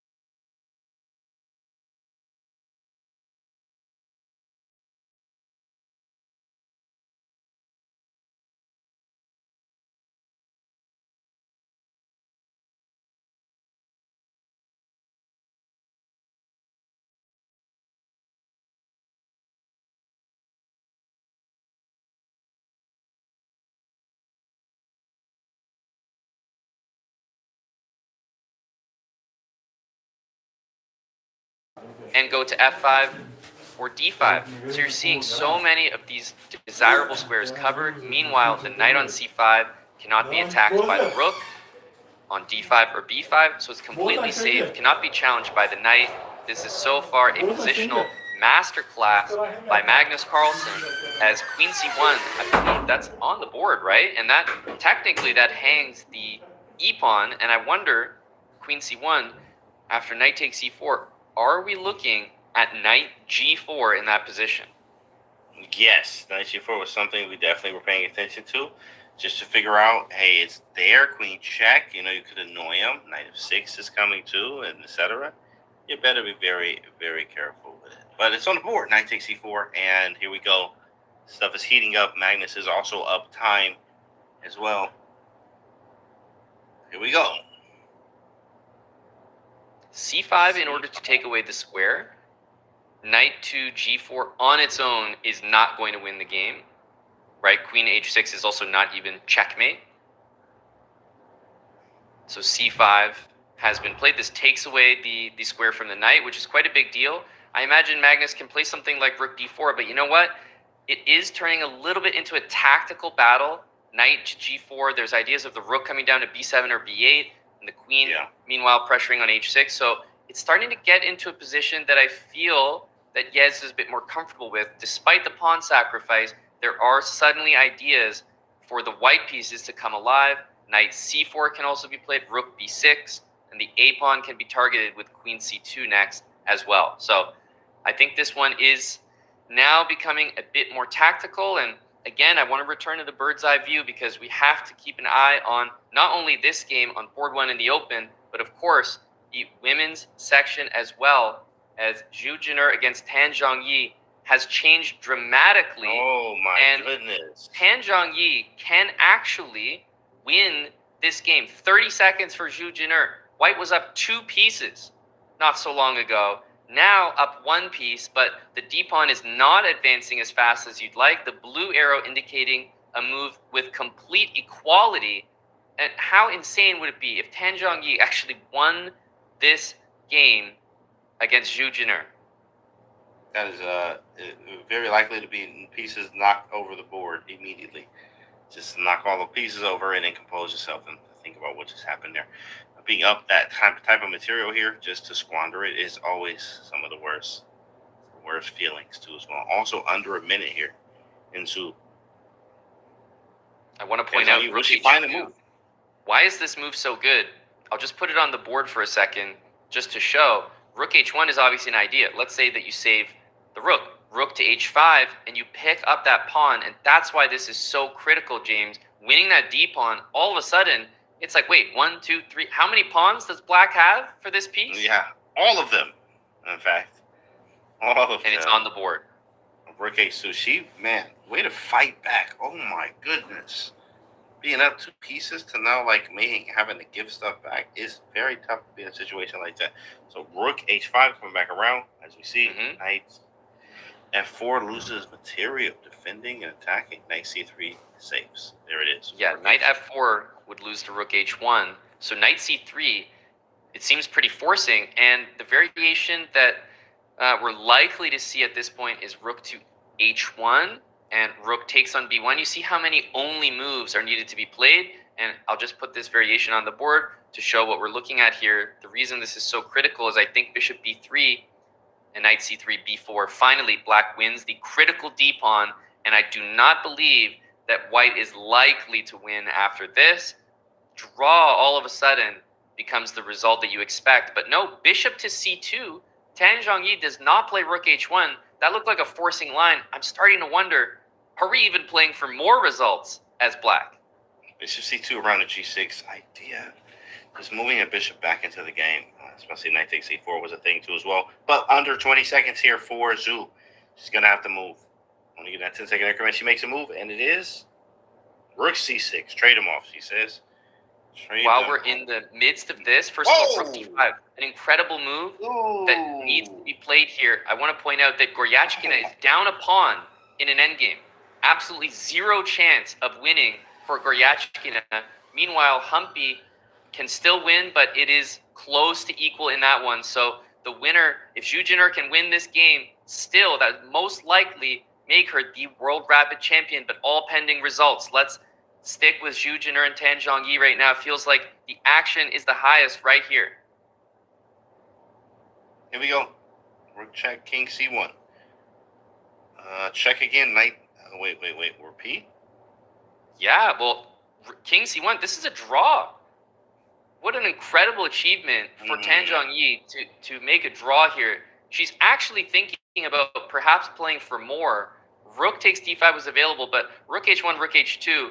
I mean, no, this is really an incredible result, all things considered. And you have to take a draw down a piece. I really can't imagine that you would play on here. Yeah, and there it is. It's a draw. Oh, man. Head shake from Tan. Look at that face. It was like Tan incredible. I Zhongyi. can't believe it. She knows she got away with one. This game ending in a draw is a real shocker, which means let's jump immediately to Humpy, who has now taken the lead, according to the engine, in this game. Queen Get takes out of a4. here. Remember, the defending champion, Humpy Canero, now has a basically free shot at the title because Goryachkina has no chance to win her game. So Humpy Canero can win the entire championship with a win right here. That'd be incredible. It'd be back-to-back years. Humpy was the winner last year. She wins again this year.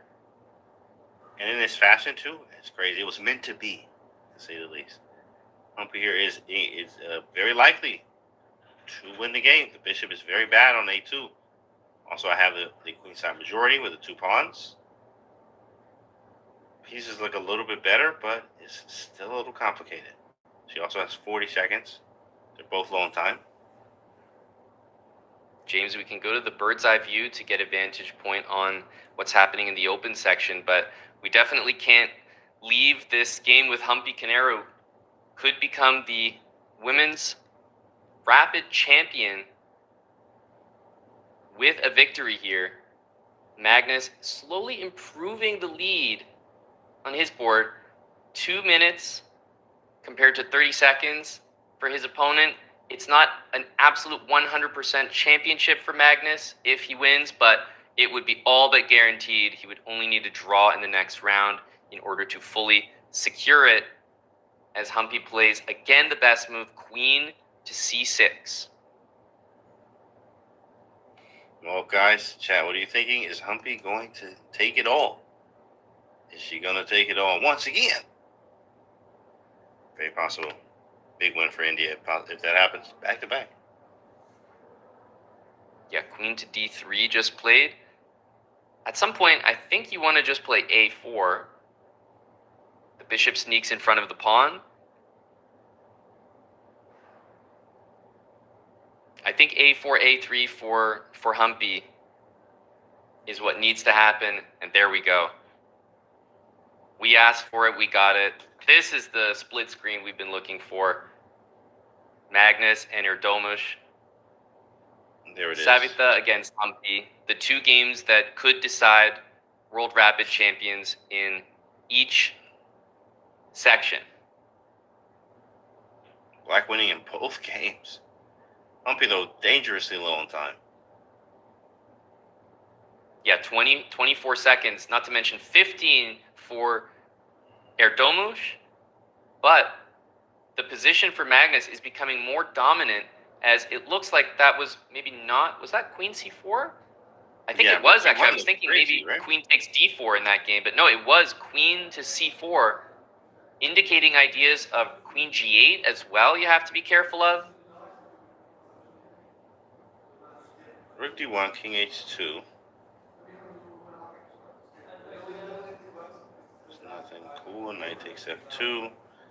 Takes. And Magnus knows, James, because of the results, all the draws on those top boards, Magnus knows how important this result is, and the fact that it would put him well above his peers.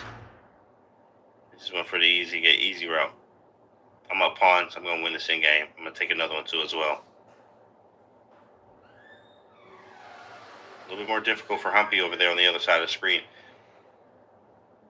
More difficult? I'm not sure I even agree. I think you're just making a pass pawn on the A file. This looks completely winning for Humpy, even with low time.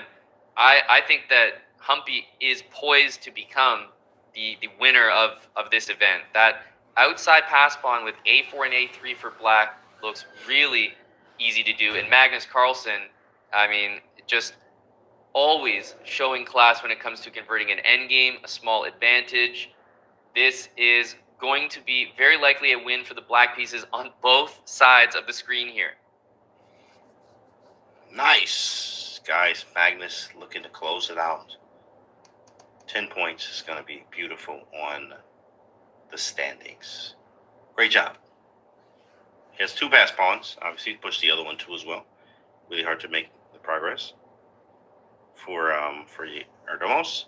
King e4, I saw that coming from Savithia on the right there, bringing the bishop back around, check, taking on b2 next, and using the pass pawns, as you mentioned.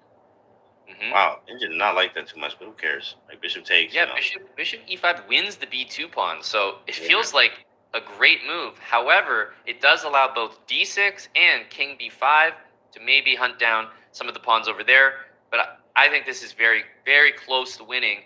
Bishop c3 looks like a great move next. In some Yep. cases, you can just sacrifice the bishop on c8 for the d pawn if needed. Everybody a long time except Magnus here. Magnus having that extra pawn. Reminiscent of the last game we just looked at with Hans, actually, in a way. Yeah, Magnus has won a number of rook end games in this event. This one, with 2 extra pawns, I honestly do not think it will even be a challenge. That's a resignation. You got a body there. And Magnus Carlsen has put himself in an unbelievably strong position. I believe a full point ahead of the competition with a round to spare. Only a draw needed in order to fully secure things. Even with a loss, James, he's still going to be in the tiebreak for first place. But the likelihood of Magnus being with the white pieces next round and securing a draw is all but guaranteed. Whatever number is right before 100%. That is it. And Magnus, the crowd goes wild. Exactly, Chad. Come on, Chad. Magnus doing Magnus things. Congratulations here. Now, it's still not over. There is one more round left. Things could get weird. But he's going to be fighting for first. If anyone even makes it up there with him. Okay, let's pay attention here. B2 is the move that Humpy needs to play, and I think we should just go to the full screen here. There's nothing left to analyze. It's an opposite bishop endgame after B2. Bishop takes B2. King D6 is the only move to try, and it has been played. And at this point, there are some key moves that need to be played by Black. G4 is the first one. It's not been played. And now I question, I really think the move G4 needed to be included there in order to bring the king in to G5 and H4. Ooh, push pawn G4 was, yeah, of course, because if it takes twice, you would go king G5 in lots of cases here. Dang. Humpy does not look like she's going to win this game. In fact, it's looking much less likely now, if not just impossible. I just don't see how you really break through. The move you have to try is G4. Absolutely guaranteed. Black needs to play G4, and then king to G5, king H4, king G3, and you're trying to get your king to attack the G2 pawn, even though you're leaving the G pawn for white to push. That's what needs to be played here. See, she's looking on that side of the board. Will it happen now? Where the breakthrough will it happen right now? G4, G4, G4. Jujiner draw, Goryachkina draw. If Humpy draws, we're going to have a 3-way tie, I believe, for first place in the women's section. Okay, he's holding. She's like, I can sit here for a little bit. See what happens. Try to run some clock. Yeah, I really don't think there's any. I'm actually very confused why the white king is not coming closer to the action. I don't see any value in this king being up on d6. So I would definitely want to bring the king back, either closer to the A pawn or closer to the other side of the board. But G4, if we don't play it now, I think the white king just walks back into the action, and there's really no chance to do anything. I feel like it's already too late now. Yeah, the king's walking the other direction. Oh, king here. E7 is. Oh, there's no chance now. Yeah, king is in the other direction. Lead draw. What a save. Now, the idea is you're trying to get this G pawn. The reason that you can never say it's a 100% draw is because you can even go and take on G5 if the bishop kind of secures the pawns with H4 and bishop E3 and the king heads down to B2. That's also perfectly fine. So we can see there's definitely still some possibilities to win here, but I really think that that we're getting close to a draw. Yeah, especially after that last maneuver, exchange of pawns. We have the double pawns over there. Yeah, nothing left. Just put your king on H1, because these two pawns will actually just be a draw when they get down to H1 most of the time. So, for example, king G5 here, is absolutely fine. And that will be a draw. So huge miss chance for Zhu Jin'er, and honestly, maybe an even bigger chance miss for Humpy. There is not going to be a win here. There is going to be a three-way tie. That looks like a draw offered and accepted. And unfortunately, many chances to secure the title from multiple players in this final round for the women, but none successful. Unsuccessful here. I mean, that was crazy with all the psychology and all the nerves there in that last game. I mean, it was very evident. Big fighters like Tan Sung Yu fought here, and even Shri in this round here were able to hold off the draws here to not let anyone advance. So, will be a tiebreak, which is incredible. Now we have a few players up at the top with the same amount of points. So, we got to crown some winners today. We can jump over to Hans Niemann, who I believe is still in progress and fighting for a result against Shakhriyar Mamadyarov at 8 points. We can bring up the full camera here. It's just a knight remaining, so it will be rook and knight against a rook. Obviously, there are pawns on the board, but very likely, if white wants, probably be able to capture these pawns. Yeah, and then we're going to have, a theoretical draw. As long as you don't blunder anything, easier said than done. But the time should be enough. Just checks and checks and checks. Long side checks, short side checks. Pretty easy. Okay, made it. Hans will keep trying. This looks like it's potentially very close to checkmate. Yeah, there might be only one or two moves on the board. Rook f3 is the only move to not lose the game. The presence of the pawns, by the way, is creating a situation where the king can use a pawn as shelter to avoid a check. So the presence of these pawns is actually worse than just playing normally. I just realized that. Yeah, king g6, knight f6 first, restricting the king, and then king g6 sets up a really nasty mate there on f7.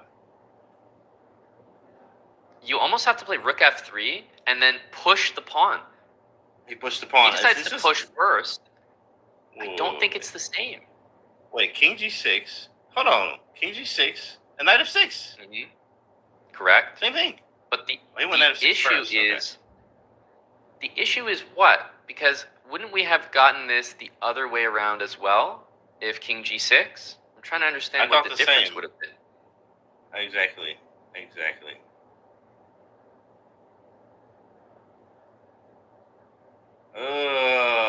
He got mated. Incredible. Hans with the win. Oh my goodness.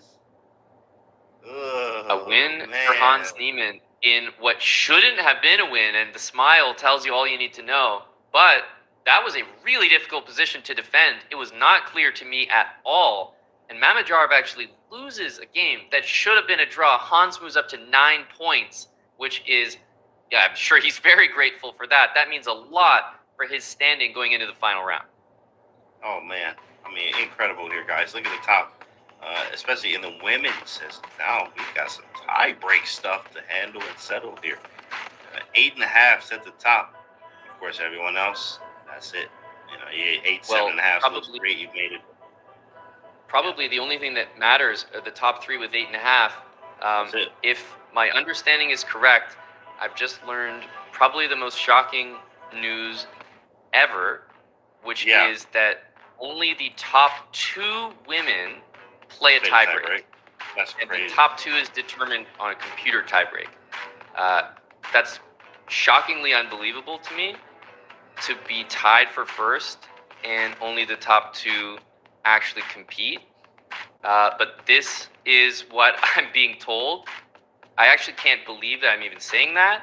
To tie for first with 8.5 and be sort of eliminated from tiebreak contention, I guess these were the rules in place going in. I just don't know why the tiebreak wouldn't be the exact same as the open section, but obviously, if this is actually what happens, James, I mean, that you could just look at that and feel the injustice. Yeah, I mean, it's like why I did all this work. I'm here at the top. I should be entitled to that. Really, that's how it should be. If that's the case, take a quick draw early, or like be out of there, or like a lot of other things that you would go with. It's really annoying. So at the end of the day, though, we're gonna see if that is correct, guys. If everything's good to go, but we do got a tie break. Hopefully more, but we will see. Guys, chat. I know you routed up. We're good to see chat. Explain it and talk to yourselves in the chat nicely, though, nicely. But we will be back with more after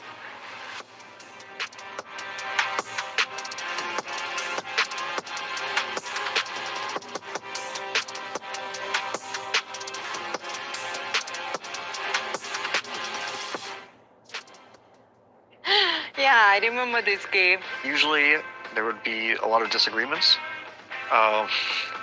I just can't hide my emotion. I want to laugh. I'm so happy that I had this experience in my life. It was a fun moment, and I thought, I'll just go with the flow. But I didn't trip on anything. I just tripped. Okay, I'm not gonna sit through the whole thing.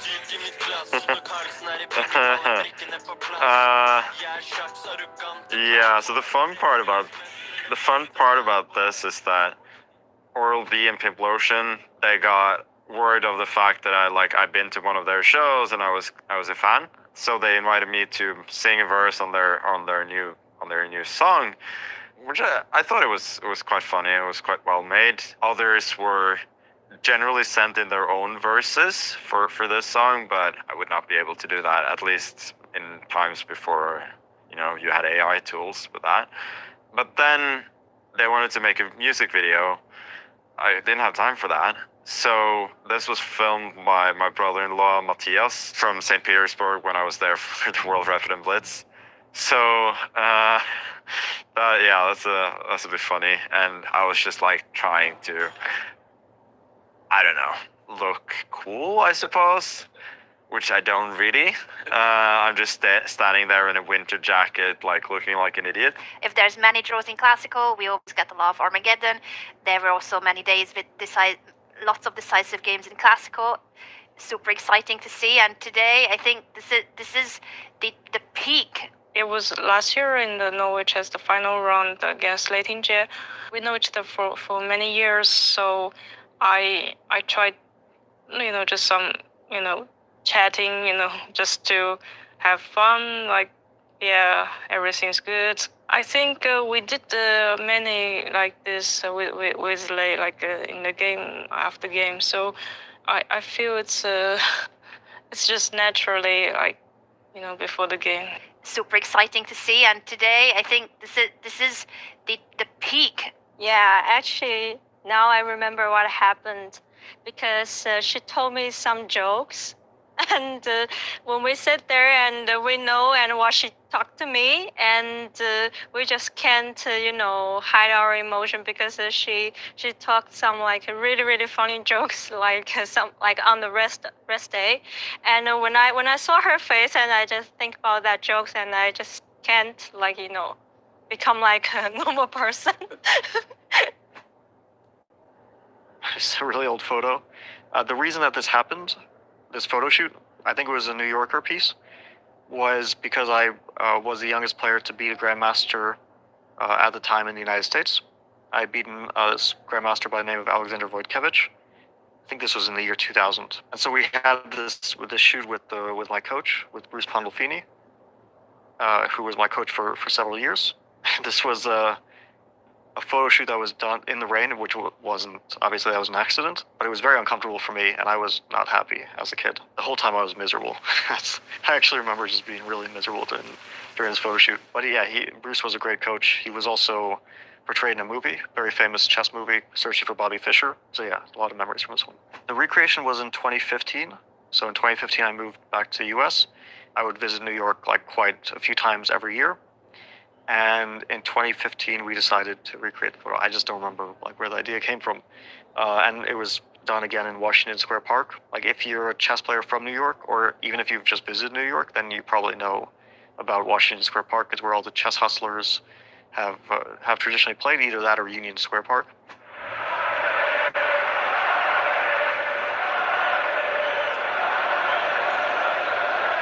I don't remember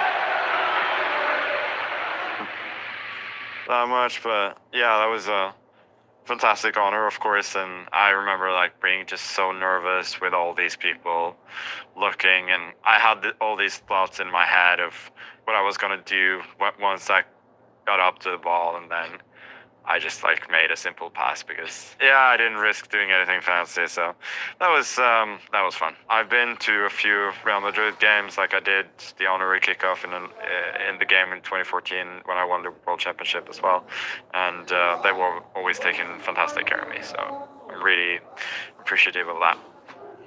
It was the best of the times. It was the worst of times. I think this famous quote of Charles Dickens is a very precise one to describe my story. It was the time of the decision. This was the TED Talk I had in 2018 in Spain, and I was invited to tell people about my story. When in the end of 2017, I refused to go to the World Championships, which were held in Saudi Arabia, just because I thought that it's not the appropriate place to hold the World Championships for women, because now the situation improved a bit, but back then the situation was even worse, and women's rights were totally violated. And you know that the rules were like that besides being dressed in a specific way, women also had to be accompanied if they wanted to go somewhere out. And I thought that this is wrong, and I refused to go. But at that time I was the reigning champion in both of these disciplines, in rapid and in blitz. So for me it was a difficult moment because not going immediately meant that I am losing my titles, and also from financial point of view it was difficult because the prize fund was very high, the highest actually in the history which they had in Saudi Arabia. In this TED Talk I spoke about my story, why I took this decision, how it was, and everything about it. Wait, what? B5! What? Rook B5? There was Rook B5? Where was that Rook B5? Oh. Where's Rook B5? Alright, so now it's gonna be a draw. Yeah. I remember this game. That's why when you showed the video, I was able to say it's a mouse sleep. I think this match was like, I started off very well. I was leading in the first few games, and Lahno is quite a strong bridge player. I was pretty happy to have a very controlled games, but then I think this game actually disappointed me. Like I was completely winning out of the opening. There were several opportunities where I missed, and then it was a mouse slip and I lost the game. But I think even after that, I had a very good chance. Like I was leading in most of the games, but especially in the bullet, she kind of played too good. Like she clearly outplayed me. Going to claim the revolt, because if she has the intention of playing Rook H7 again, then she's just going to write that move down on her score sheet and call the arbiter. And when the arbiter checks everything, yes, it will be the claim will be approved. Oh, she's claiming it now. And we have handshake. It is a draw. History repeats and legend regains in Chongqing as Ju Wenjun becomes women's world champion for an astonishing 5th time. Yeah, I was checked if it's 3 times repetition. I think it was, but I'm not so good at it. So I was check maybe like 3 or 4 times, make sure it's draw. Then I was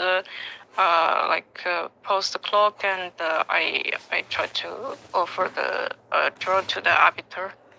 Yes. I mean, this tournament means a lot for me. Also, I learned some from my opponent. I feel she is really has some fighting experience and plays nice. she says something, maybe I just think about something funny during the game. I just can't hide my emotion. I want to laugh and yeah, something. It's difficult to hold in. Yeah, I think she's better than me, kind of this stuff, because maybe after interview and she will ha ha ha ha something like that. Jeg kan godt skjønne at dette noe som jeg blir interessert I. Når jeg skal spille mot verdensmester. Jeg tror at det blir vanskelig mot Kasparov. Men Karpov har en sjanse mot.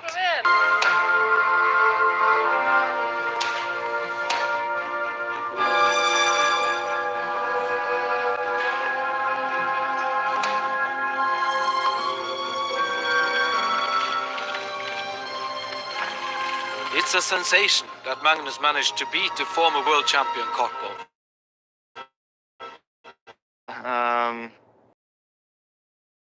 From Iceland and those hot swimming pools they have there.